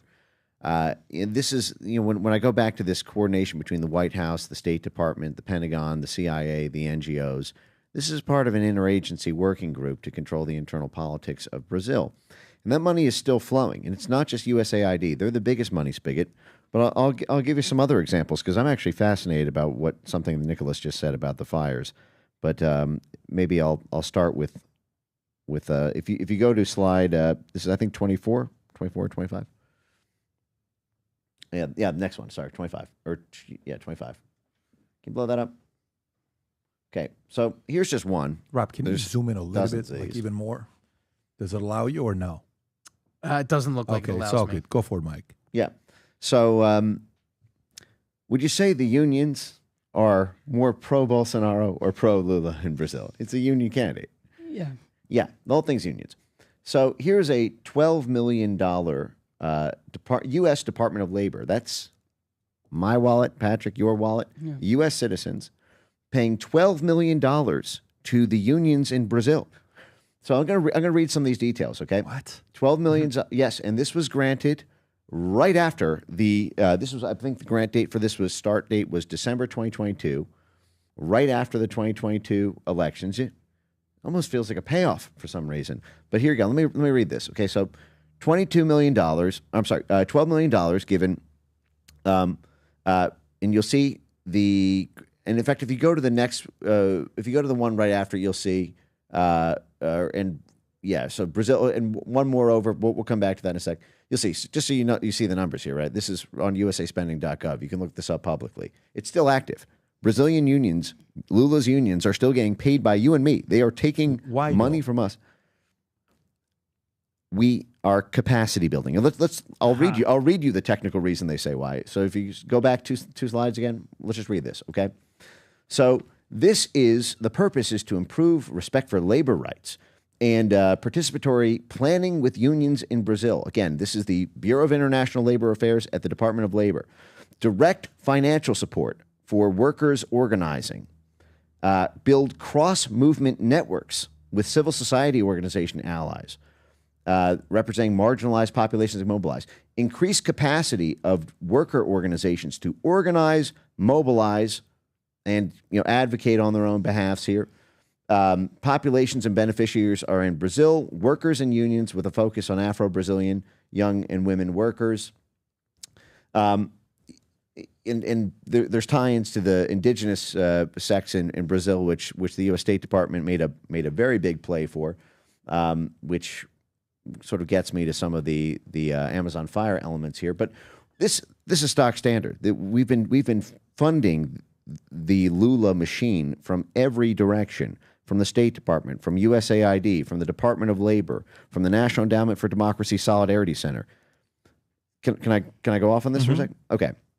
I mentioned there's 4 core fours for our top CIA cutout, the National Endowment for Democracy, which, by the way, and you can even, if you can go to my X timeline or you look it up either way. This is a direct quote from the founder of the National Endowment for Democracy at their founding, that the reason that they were created was because the CIA used to get in trouble for running financial assistance to political opposition groups, and it looks terrible when the CIA is seen as subsidizing them. That's why the endowment was created. The National Endowment for Democracy was created so that the funding could be provided without CIA fingerprints on it. And so Ned has these 4 core fours that I've been talking about, right? IRI for the Republican side, NDI for the Democrat side. They have one for the Chamber of Commerce, basically business interests in a region where we do political dirty work. They will basically benefit in some way from the new government. The 4th one is called the Solidarity Center. It's the CIA's work with unions. The Solidarity Center's closest partner, by far and away, bar none, is the group that used to be known by Democrats in the 1960s and 70s who hated their partnership with the Central Intelligence Agency. They used to call it the AFL-CIO. It's known widely as the AFL-CIO. It's the largest union in the U.S. It has international branches that have served for 70 years as the union arm of the Central Intelligence Agency. When we go to topple a government, we always go for the workers. We always go because a government can only wield the power of its own industrial base. It relies on the mine workers. It relies on the transportation workers. It relies on the dock workers. It relies on the media and the hospital workers. If we can penetrate the workforce, we can cause the whole country to come to a standstill. And then the police are out of luck. The military are out of luck. They don't have hospitals working anymore. They don't have toilets working anymore. They don't have energy resources anymore. And so the Solidarity Center, this gets its name from the Solidarity movement, which was Lech Walesa. This was the Polish union group that liberated Poland from communism and during the Cold War. But that they were handed bags of cash by the Central Intelligence Agency during that process, and this is a blueprint that we do all around. Now it was done against left-wing socialist countries during the Cold War primarily, but now it's being done to right-wing populist movements. This is this boomerang that we're living in now. But the Solidarity Centers, basically, the AFL-CIO is the main arm of the Solidarity Center, and the AFL-CIO. If you can look this up before we get back to this grant, look up the AFL-CIO and who they named as Man of the Year. I believe it was in 2021, 2022. Just AFL. Put Lula or put. You can put Lula there. You'll see. This is they gave the award here. Lula. Hold on a sec. Or scroll down. That's the one. Okay, that's the one. Yeah, click on that. Those, right. But that's 2019. Oh, 2019. Yes. Okay. Yeah, 2019. Huh. Right this after. This is a photo of people in the front of the legacy where he is in prison. Right. Yes. Yeah. Yes. That's right. Yes. AFL-CIO led that to get Lula out. What? Yeah, the U.S. Union, who works with the CIA around the world in its international branches. Yeah. This is 2019. This is 1 year into Bolsonaro's term. They were grooming him for the task practically, and they are our biggest union. Now, hold on. God. Go to the Molly Ball article. Look up the Molly Ball article in Time Magazine, and I want to show you something really interesting. Time Magazine. You should put in right-wing fever dream or fortified elections. You may remember this is one of those famous articles of the past several years. So is Trump just unaware of this at this time? Because this is still under Trump. Oh, yeah. Well, yes, he got rolled by the National Endowment for Democracy. He got rolled by USAID, and that is why they are. Okay, here you go. The secret history of the shadow campaign that saved the 2020 election. You remember this? Oh, yeah. Can you hit control? Actually, just scroll down. I believe it's scroll down, right below the fold. Okay, let me read this. There was a conspiracy unfolded. This is Time Magazine. They all admitted to this publicly. There was a conspiracy unfolding behind the scenes, one that both curtailed the protests and coordinated the resistance from CEOs. Both surprises were the result of an informal alliance between left-wing activists and business titans. Also, some right-wing internationalist Republican business titans. The pact was formalized in a terse, little-noticed joint statement of the U.S. Chamber of Commerce and AFL-CIO. They had protests ready to go to shut down the U.S. government if Trump won in a fair and square election. You can look all this up. This was a blueprint that was planned out. You can find it on my X feed. I have it where we can go straight to the source documents. If you go to my X feed and you type in TIP and BLM, you'll see this. They had this whole thing planned out. They had, or just type in clear Trump win. Clear Trump win. That'll get you the two. Okay, or scroll down. Down to the source documents, or you can do like BLM will get you there too. Yeah, there you go. Scroll down. Yeah, right there. Okay, so actually, before I read this, if you click on the thread, you'll see the context for this. Yeah, right there. Scroll up a little bit, or up a little. Okay, all right, maybe it's different. Go down. You'll see I have on my timeline the Clear Trump. But this is the Transition Integrity Project. Rosa Brooks, I think Undersecretary for Policy in Obama's Pentagon. They had got together with military intelligence officials and the former heads of both the DNC and RNC, Michael Steele, Donna Brazile, that whole network. They planned what to do in the event of, quote, a clear Trump win. This is scenario 3 here. Everyone can look up the source document. It's all over. I think I have the source link right there, and we can click on that right after this. But let's start here. A show of numbers in the streets and action in the streets may be the decisive factors in determining how the public perceives it. So what they talk about is leveraging the BLM protesters, because they did this in the height of the George Floyd riots. They said, hey, we're going to run this war game. If Trump wins, how can we still make sure, if he wins the election, how do we stop his inauguration? And look what they do in this war game. The person role-playing Joe Biden, who was John Podesta who was the one at the meeting who role-played this, says that they presupposed that the Democrats would be able to use Black Lives Matter street muscle as a destabilizing protest force and the union workers and the whole AFL-CIO network, and that basically the recommendation, because this is going to come down to action in the streets, is that they need to better test the likely receptivity to a Biden call to take to the streets or a Biden campaign's ability to control these actors once mobilized. This is the BLM. Control the campaign's ability to wield them.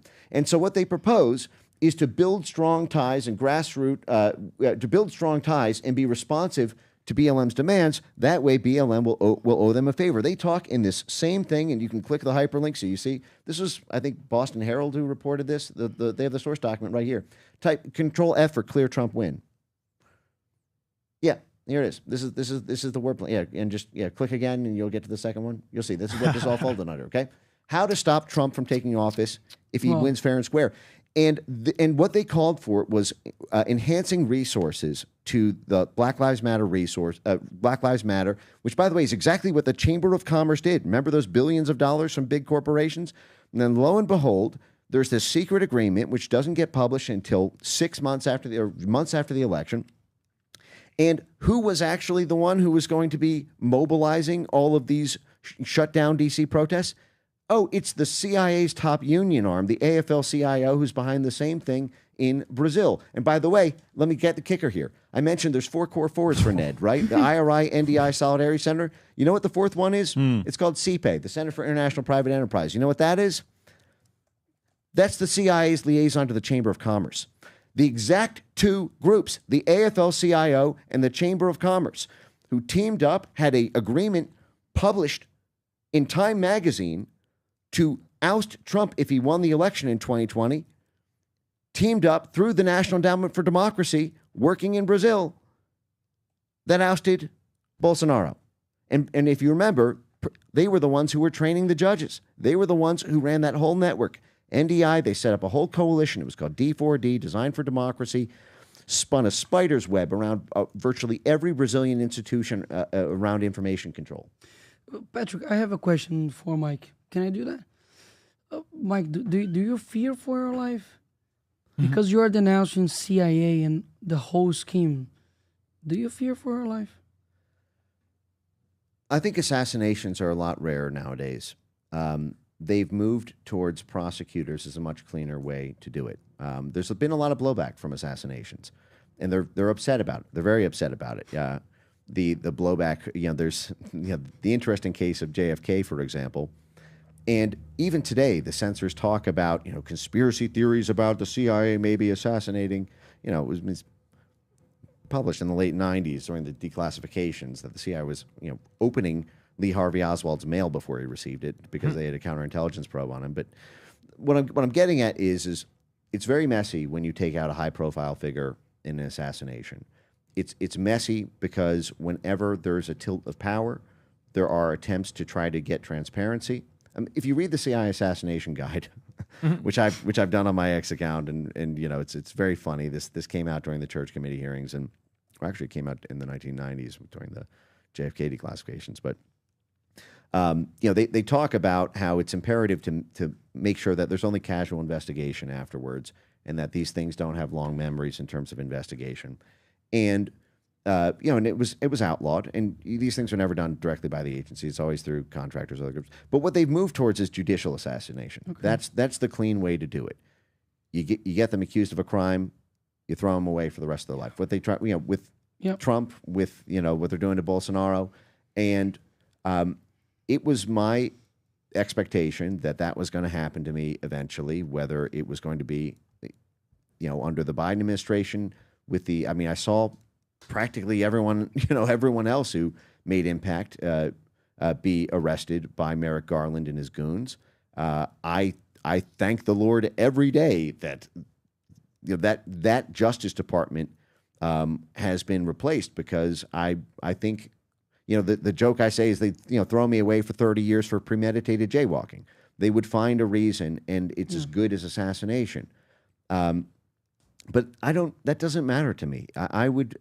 I feel a deep sense of purpose. I'm happy that there's an audience now for the things that I talk about, but I was doing it. I do it. Throw me in a jail cell, and I'll be, I'll finish my book, or I'll try to convince the other people in the prison. I can't turn this off even if I wanted to, so it doesn't really feel like a choice to me. Thank you. My question for Thank you. you. So this the part where when I was Brazil, it made me think about Iran, U.S. They've had 7 constitutions the last 100 years. These guys have had it, right? We have the oldest constitution in the world. 193 out of 195 countries in the world have a constitution. Ours is the oldest, right? Let's go back to 2020 or 2024 when they wanted to remove him off the ballot in Colorado. Yeah. 2023, 2024, you remember when it was when they were saying removing him off the ballot in Colorado. How different would it have been, and how different are we from Brazil if we didn't have the Supreme Court 6-3? What if it was 6-3 the other way around? If it was 6-3 the other way around, and say we didn't have Senate and we didn't have, so let's just kind of go exactly the situation they're in Brazil right now, because they have all 3 on the other side, right? And that's why Kassab, Gilberto, was such a powerful man, because everybody needs to give him favors. Yep. And that's what he means by whatever the big favors. I don't know how big of a favor he's going to ask Bolsonaro. But what if we were 6-3? Or do we have that fickle of a system that if the left had extremists of Supreme Court justices, they could have removed them off the ballot? Could that have been a possibility? Oh yeah, I mean, if you remember, they tried. This is like they try. I mean, this is like stock standard, right? I mean, this is what's happening in Romania with the Georgescu election in terms of nullifying it. I mean, whether you remove him at the ballot so you can't vote for it, or you nullify the election after he wins. I mean, they're both the same thing. That you can't run if you're winning. I mean, it's basically the rule. And this is why it's terrifying that USAID and these other intelligence and statecraft affiliated NGO swarms go right for the jugular, targeting the EMBs, targeting the electoral and judicial organs around deciding elections and and election processes and election results. I have I hate to say it, but I have slides on all of this, but prepared if you want to see straight from the horse's mouth what that looked like, because USAID was doing the same thing, and they even some of these slides that I have here, they're getting 12 countries EMBs in a room at once. For example, in the U.S. the big EMB is the Supreme Court. They decided the result of Bush v. Gore when there was the Florida hanging ballot, hanging Chad situation. Brazil, they have a different structure. They have their STF, and then they've got their sub-court, the TSE, and so they went for the jugular and TSE. But as you'll see, but they also train the STF. In fact, if you want to pull the slide deck back up and hop on over to if you started how about slide? Here you go. What is this? What number is this? Slide 7. Mike, why don't you just put the phone up on the desk? Yeah. It looks like you're looking at something else every time you look at it. It's very inappropriate. I don't know if you see visually. It's not a good look, buddy. Okay, all right. Next one. Okay, so you'll see here again. This is IFAS again. This is the State Department. They get fully funded by the U.S. State Department. They implement the USAID's programs. The USAID partner and implementer on all things elections there, working with another judge here, Jose Gilberto Scandiucci. So now we've got Barroso, de Moraes, Scandiucci working directly with the CEP's USAID program, which is one of the most terrifying things. But go to the next slide here real quick. Oh, okay. Well, actually, let's stay on that for a second. This is another example of how U.S. money continues to corrupt Brazil's democracy here.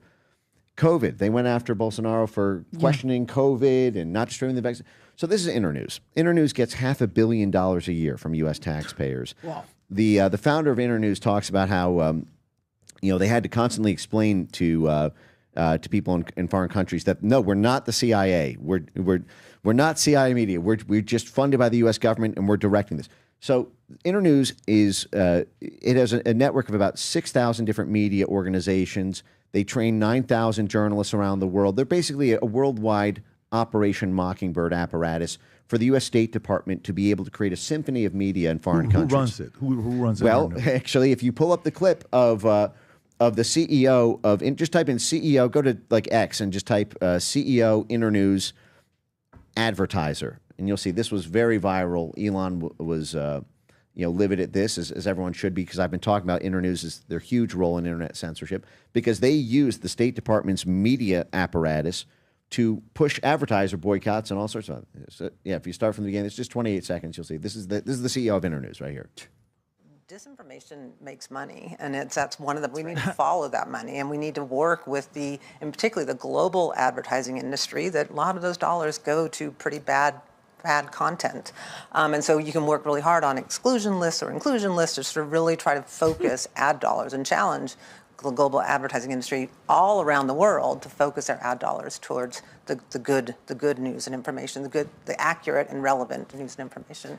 So that's the general of effectively the CIA, State Department, USAID media octopus with thousands of tentacles around the world. Now here's Brazil. Here's Internews in Brazil. Okay, because media promotes censorship in these countries, and that legitimizes the passage of anti-misinformation laws. That when judges act corrupt, people don't take to the streets because Internews media is saying that's what they should have done. In fact, Internews will put pressure on governments if they don't censor what the State Department wants censored there. So here's what they did in COVID. They created a program in Brazil called Rooted in Trust. You see, is a global pandemic information response program countering the unprecedented scale and speed and spread of rumors and misinformation. Project focuses on, Lebanon, Mali, Colombia, Sudan, Brazil. They have a whole section on Brazil in this report as well. You look at the highlights so far. Rooted in Trust has tracked more than 19,000 rumors about the virus. 14 languages, 81 million people. In response to the unique rumors sourced from each country context, the project has produced over 130 rumor bulletins, 500 radio broadcasts, and 480 other media stories to go through a series of training opportunities, events, peer-to-peer networks, and grants. Rooted in Trust has sponsored 550 local media organizations, 350,000 people, almost 5,000 listening groups for this, all to basically ban the ability to question But again, what I would say is this is why they lost. This is why Trump won. What I'm trying to ask you, and I want to stay on this topic. They won because Elon allowed us to talk about this. They don't have that. And that's where I'm going. Right. And so where I'm going is for you. Okay, we live in the States, right? My concern was if we didn't have Supreme Court, they could have removed Trump off the ballot. If they would have done that in Colorado and a couple other states would have gone, then it would have been mayhem. Because Supreme Court, from your point of view, how different is Brazil than U.S. when it comes down to this? You may say, well, no, what you guys have in America is XYZ. We don't have this in Brazil. What is that? I think the Supreme Court, I think, is the main problem. Because in Brazil, we have 11 judges, and I think only two of them was indicated by Bolsonaro. So all the other ones was indicated or by Dilma or Lula or Temer, who indicated Alexandre de Moraes. So the Supreme Court, I think it happens maybe in the majority countries of Latin America. As Mike said, that there is a different type of assassination. There's a different type of tyranny. Because if the president stands as a tyranny, as a dictator, maybe people will go to the streets, will take him out, and his power is over. But when you put this to a judge who says that he is fighting for democracy, he's fighting for freedom, he's fighting against this misinformation, so they sell this as a good thing. So the Supreme Court in Brazil, they decide everything. So that's the biggest problem. We can't do anything against them. We can't do. Like if I appeal, I'm going to appeal to who? If Alexandre de Moraes decides what I'm able to do. That's what I'm saying. Nothing. Right. We can't do nothing. They decide. In the COVID pandemic, they made a 24/7. All the day, the traditional media was saying that Bolsonaro was a genocide, that he was responsible for all the deaths, and we couldn't say anything.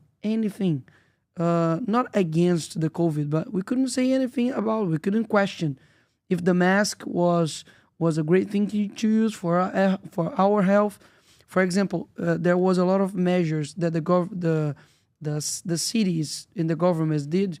For example, the schools were closed more than 1.5 years. People didn't go to school. The entire country, or some places it was open? The entire country.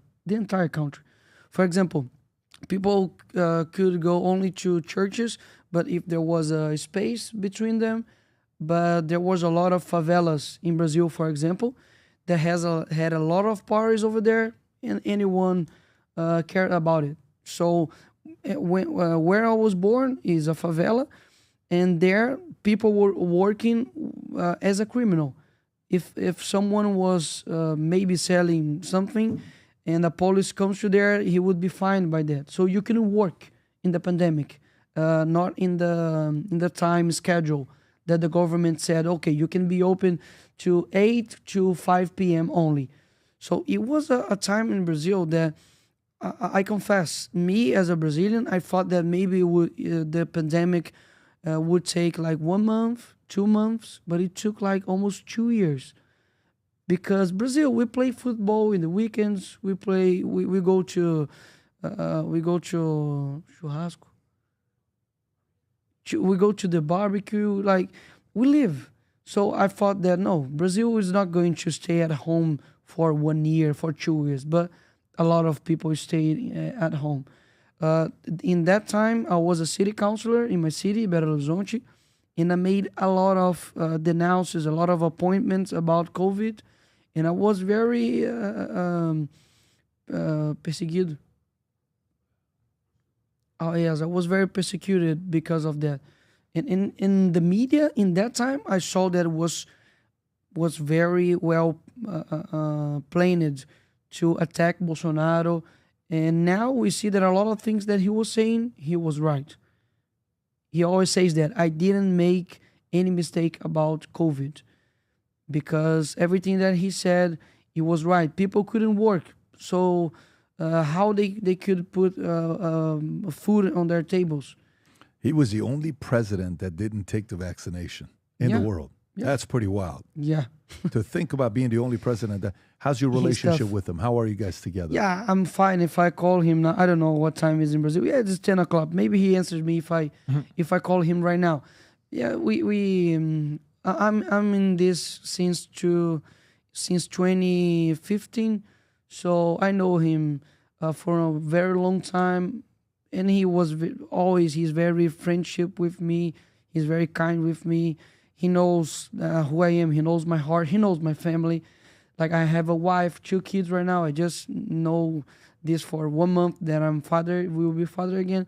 So he knows that I'm trying to do my best. Sometimes I make mistakes. I'm only 28 years old, but he's a great guy. He's a great guy. You've spoken to him since he got the charges against him last week? Yeah, we have a meeting with all the deputies, the conservative deputies, and we had a great talk. Do you think it was weird timing how that came out, like shortly after? But it's funny because Bolsonaro, I can say that with no problem because he knows that he's a crazy dude. Like as a Trump, he's a crazy dude. He's very genuine. So when the news came out that he was like 38 years denounced for jail, he was like, I don't care. Like he was like, okay, I don't care. I'm fine. He knows what he got into. Do you think that was a response to us being there, though, and giving him a platform to speak on that could reach Wow, millions of that's people? awesome. Patrick said, okay, we did a podcast with an interview with Bolsonaro. He asked me, maybe, did he like it? I was like, how long was that? 3 hours. I said, okay, he definitely liked it because he likes to speak when he likes the person. So if he stayed 3 hours with you guys, he liked it a lot. Yeah. He's a very tough guy. Of course, he's not perfect. He was the president of Brazil in a very difficult and hard time. The whole world was in a pandemic stuff. But he gives hope to Brazilians. Wait, what's the part about now, okay? With messaging, you going around talking, everybody else going around talking, Eduardo being here talking. Who's like the part where I was trying to figure out with everybody that's there with Alexandre de Moraes, right? He just got off of X. We saw that. That was a few days ago. Yeah. Whether he got off of X or he was kicked out of X, I think it's the reality that he got off. Who does he fear? Like, what does Alexandre de Moraes, who's he go to sleep worried about? Who's he fearing? I don't know, but one thing that I can be sure about that is that he doesn't have peace. I have more freedom than him. Even if he put me in jail, I have more freedom than him because he can't walk in Brazil. He can't.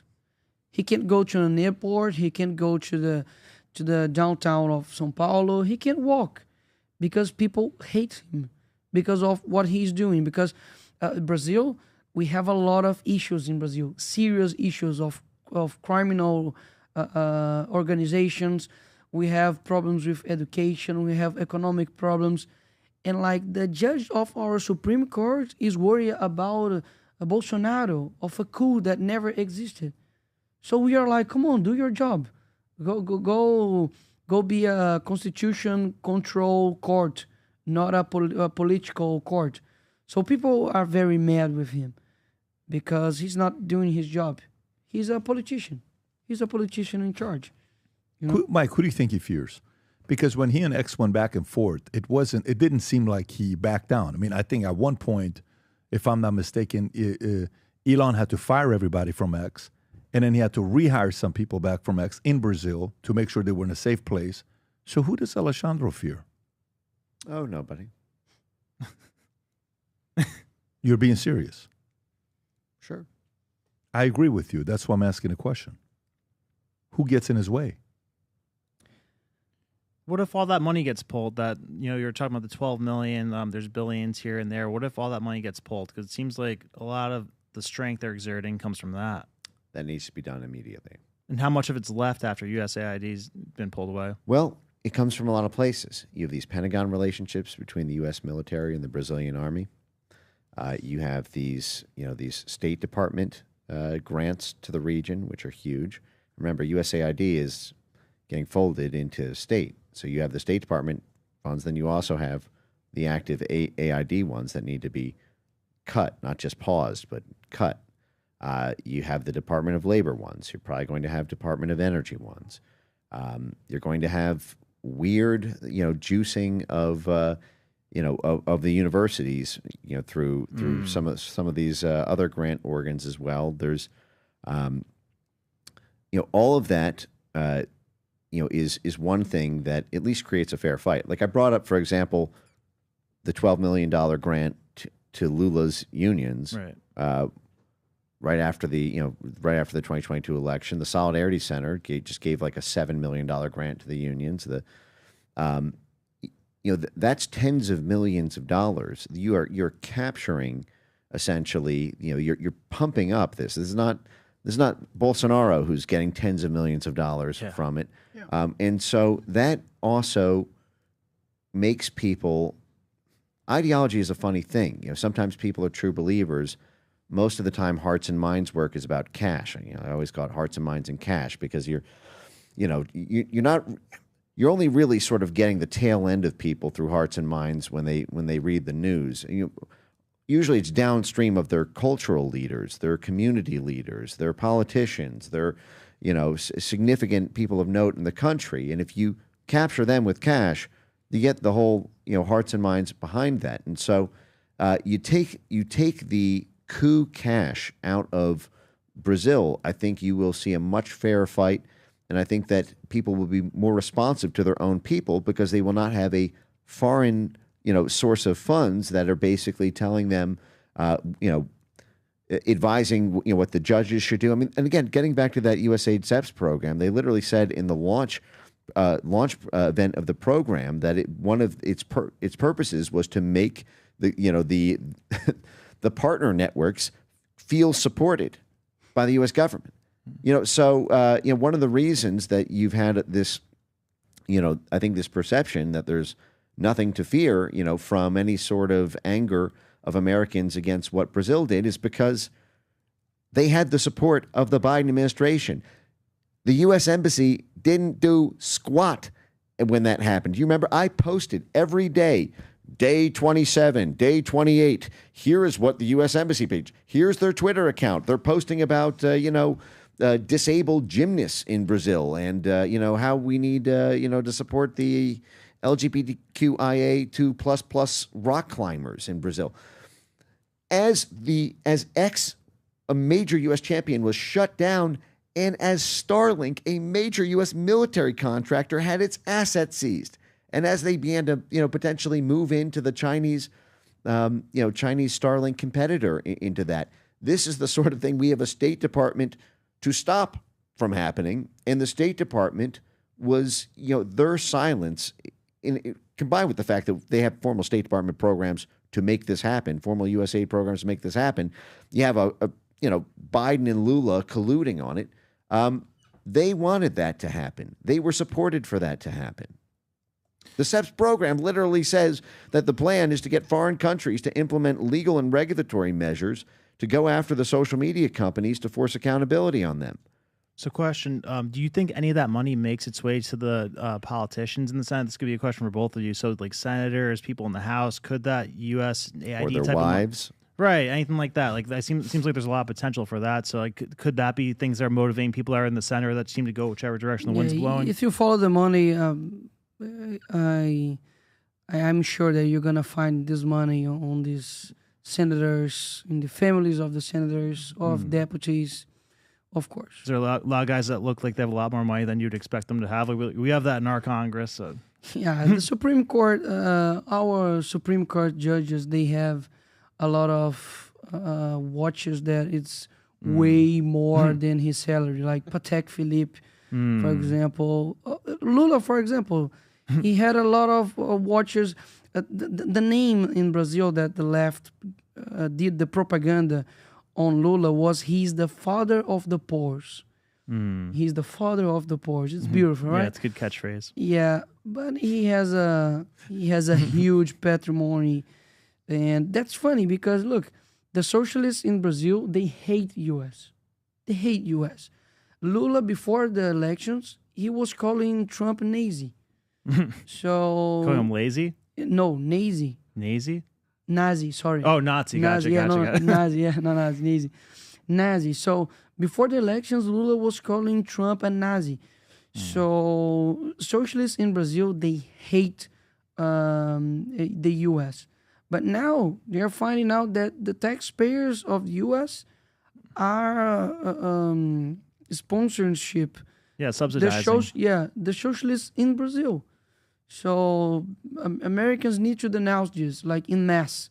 They wouldn't be happy if that money got pulled either, because then that whole union program they have wouldn't be able to function. Yes, of course, but that's what the socialists in the whole history do. They take the other honest people to their own money plan or their plan of power, but they are doing this with your money, like your hard worked money. So it's crazy. To a government that is socialist. I don't have any doubt that Lula doesn't care about U.S. Yeah. They care about their own interests. They care about China, wherever, but they don't care about U.S. It's nice, Mike, if you could speak to Brazilian people. Why it's so different and why it's so good to have conservative presidents in Brazil to make relationship with U.S. and how bad is it to have Lula, for example, in the presidency of Brazil, because I think Brazil is a country that matters to U.S.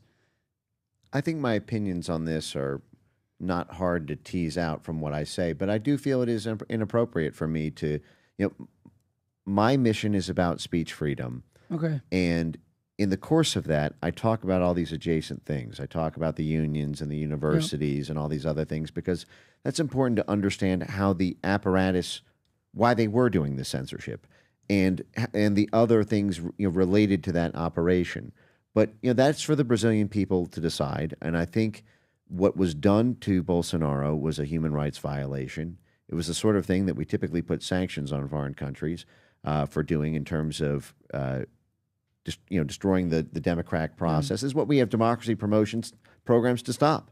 When countries arrest their political opponents, when their court systems get corrupt. That's why we have a judicial reform mandate for USAID, is when court systems get too corrupt, to use the carrots and sticks of our diplomatic sphere to get them to course correct their judiciary. In this case, we literally did it to them. We said, you're not corrupt enough. You need to get more corrupt. And this is a testament to the corruption we had in our own country under the Biden administration.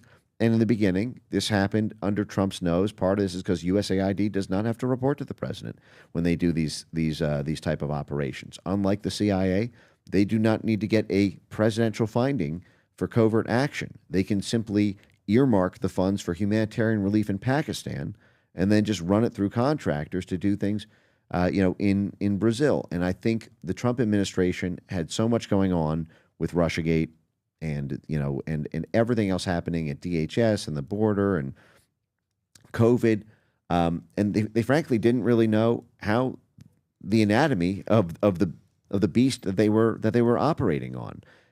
This is why I'm so encouraged that USAID was targeted in this way right out the gate. So that at least you stop the bleeding and you go straight to the heart of it, which leads to all the other malfeasance in the intel world and at state and DOD. But yes, but that is for the Brazilian people to decide. Yeah. But I'm interested, obviously, in the human rights angle. As a Brazilian, I'm just gonna give a tip to Trump's government. There's a lot of things that the Supreme Court's judges have here in U.S. They have a lot of things here. Assets. It's just a tip because, as you said, who they fear. I think they fear to lose money. I think they fear to lose power. I think they want to come here to U.S. for some reason, and I think truly, I think the only power instead of the people that can put an end of this tyranny, or maybe to reduce the power of our Supreme Courts, is Trump administration doing not for revenge, but doing what is right. Because I agree with Mike, there was a right human violation with Bolsonaro. Not only Bolsonaro, but with the Brazilian people. Because all that I want is not that Bolsonaro becomes president with bad resources. I want that we have a fair election. That's all that we want. We want fair elections. So I'm sure if there was a fair election in Brazil in 2022, Bolsonaro would be the president. Mm-hmm. So that's all that we want. If there was a free election, you're saying Bolsonaro would be president? Yeah, for sure. Final thoughts before we wrap up, Nikolas. Final thoughts before we wrap up the podcast. Your optimism, your future, what you're thinking, what's going to happen next between now and election time, Brazil. Where's your mind? What are you thinking? So I'm gonna give a different answer maybe because everyone talks about politics as it was the last resource in the world. As a Christian, as I said to you in that table, I think my hope died 2,000 years ago. He resurrected from the cross, and that's where I put all of my faith and my belief. I think that we as human beings, we need to take care about our individual responsibilities. I think we need, as a man, needs to be great husbands. I need that the women needs to be great wives. We need to create children that has moral values. We need to know that we are creating children not to aim a good professional job, but we are raising a soul. And I think it changes everything because I can maybe go to jail, maybe they can persecute me for my words, but all that this word can do to me, if they kill me, is to meet my Savior. So I think that all the conservatives need not only to defend, not only to speak, but to live what they are defending for. I'm not only conservative because it's good for me to get in votes. I am conservative, I'm a Christian, because otherwise I would be very far from here. I don't know where else I would be. I was born in a favela. My cousin was a drug dealer in there. So maybe my path would be very bad. But Christ saved me for this. So when I talk about politics, of course I have enemies. I have the opposite guys that try to put me in jail and try to censorship me. But I look to them with eyes of compassion. I think we need to do this more. I was reading a book like 1 week ago, and there was a king called Felipe Neri, and he was walking down the streets, and then he saw a robber. And this robber was going to prison. And then he said, there goes Felipe Nero if wasn't the grace of the Lord. So I think if we put this in our life, either in politics or in the podcast, we need to have purpose in life. Like U.S., for example, I read a lot about the American history, and I know that Herbert Marcuse, Theodore Adorno, they left Frankfurt School, they came to here, they entered in the universities. After that, their ideas came to the Gospels, and these reverberated in Brazil. Now, unfortunately, a lot of churches in Brazil, they have a lot of false Christians. They have a lot of people that are socialists, but they don't know. So that's our true war, our cultural war. Of course, I can put Bolsonaro in charge. We can have the Senate. We can have the Congress. Okay, that's fine. But there are a lot of places that has powers that changes your heart. Maybe here in U.S., an artist that goes in top of Spotify has more influence in their life of your children than a father has in their own children. So we can't only be conservatives because it's good for us in the elections. We need to be conservatives because our life depends on this. That's what I'm aiming for my life, to be a good father, to be a good husband, to be a good politician, and my aim is to go to heaven. That's all that I want. So that's what I think for my life, you know. It's a pleasure to be here, Patrick. Thank you, Mike. Brandon.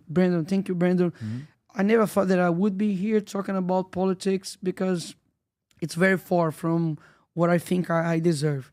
Mm-hmm. But I'm glad to be here, and I put God on this because I think He can truly transform people. Well, listen, just from spending the time with you, the first time we did a podcast here with Paolo, yourself, who else was on? Eduardo and one other person. Gayer was on. Yeah, Gustavo was here as well. An awesome guy. Yes, and we had a great conversation. And then in Brazil, while I'm out there, we're having dinner, no camera on. We had you and Humberto. We got to give a shout out to Humberto. Remember Humberto, the guy? Yeah, he's awesome. Where is he?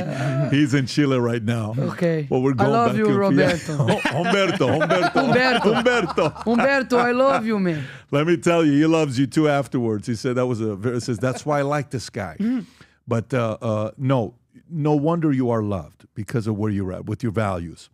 And everybody feels the same way. I'm excited to see what happens with you. Bolsonaro's interview drops in Wednesday morning, 9 a.m. We have the clip, but we'll show it on Wednesday, Rob. Let it just play on Wednesday. It's going to be fine. And Mike, I got to thank you. As much of a hard time as I give to you, you know, I consume what you talk about. Because the reality, the reason why I asked that question with Dan Bongino and Cash and all that other stuff, I'm hoping there's an announcement you're getting hired. I think if I'm on that part, I would hire a guy like you to bring you in. Yes. You have a little bit too much knowledge that you can't be wasted. And not only you have that knowledge, the part that makes you even special, that's tough to do. I talked to a guy today who's training my son for soccer. 11 years old. He's been playing soccer and he's obsessed with soccer. He came up here to train my son. He lives an hour and a half away. This is a very well-known trainer. And I called him. I said, so tell me, what is your impression of my son when he gets trained? He says, I got to tell you, the first thing I do is I have to make sure a person's kid is not playing soccer because the parents want him to play soccer. Right. Yeah. He says, your son isn't playing soccer because of you. He's playing soccer because he loves the game. Yeah. I said, trust me, if it was up to me, he'd play baseball because I like baseball more than I like soccer. I said, I want him to play baseball because we own a team. I'd like him to one day play for a team that I own so he can, you know, have fun. But this guy loves the game. I said, I can't stop him talking about soccer with what he's doing. And he's a big Neymar guy. He's a big Ronaldo guy. We live next to Messi, so he's had a chance to meet Messi, and he's met a lot of different people. But the reason why you need to be in is because you give me the vibes that you can't stop thinking about this stuff. This is you. You can't help yourself. You're obsessed with this. God is using you with this. I just hope the U.S. government uses you as well for this next phase. And if not anything, you said something very powerful. I just want to be useful, and I respect that. This is the second time we've spent time together. You seem very sincere. I'm glad you're on our side, and keep digging and finding things that you find, because half the stuff you showed me, I've not seen it before. So I'm following it. I'm getting smart every time I hear you speak. I appreciate your last minute getting on a flight and coming out here and being with us. Well, likewise. And, you know, your leadership on this, I think, is going to encourage millions of people, you know, on this. And thanks for having us on. It was a great conversation. Yeah. And Brandon, we got to give a shout out to Brandon, who got, I've not met many people in my life that got a bachelor's degree in national security and a master's in national security. This guy devours this stuff, and he was in Brazil with us as well. Gang, for those of you that are Brazilian, if you know, go show the support. You know the books that this man has wrote. This handsome man, everybody is saying, he looks like Marcelo from SNL. He looks like Marcelo, the comedian. Rob, can you pull up Marcelo from SNL?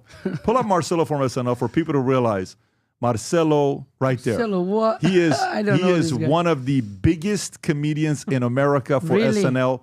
Maybe maybe one of the funniest guys in the world. I would put Vinny as very funny, but this guy's up there as well.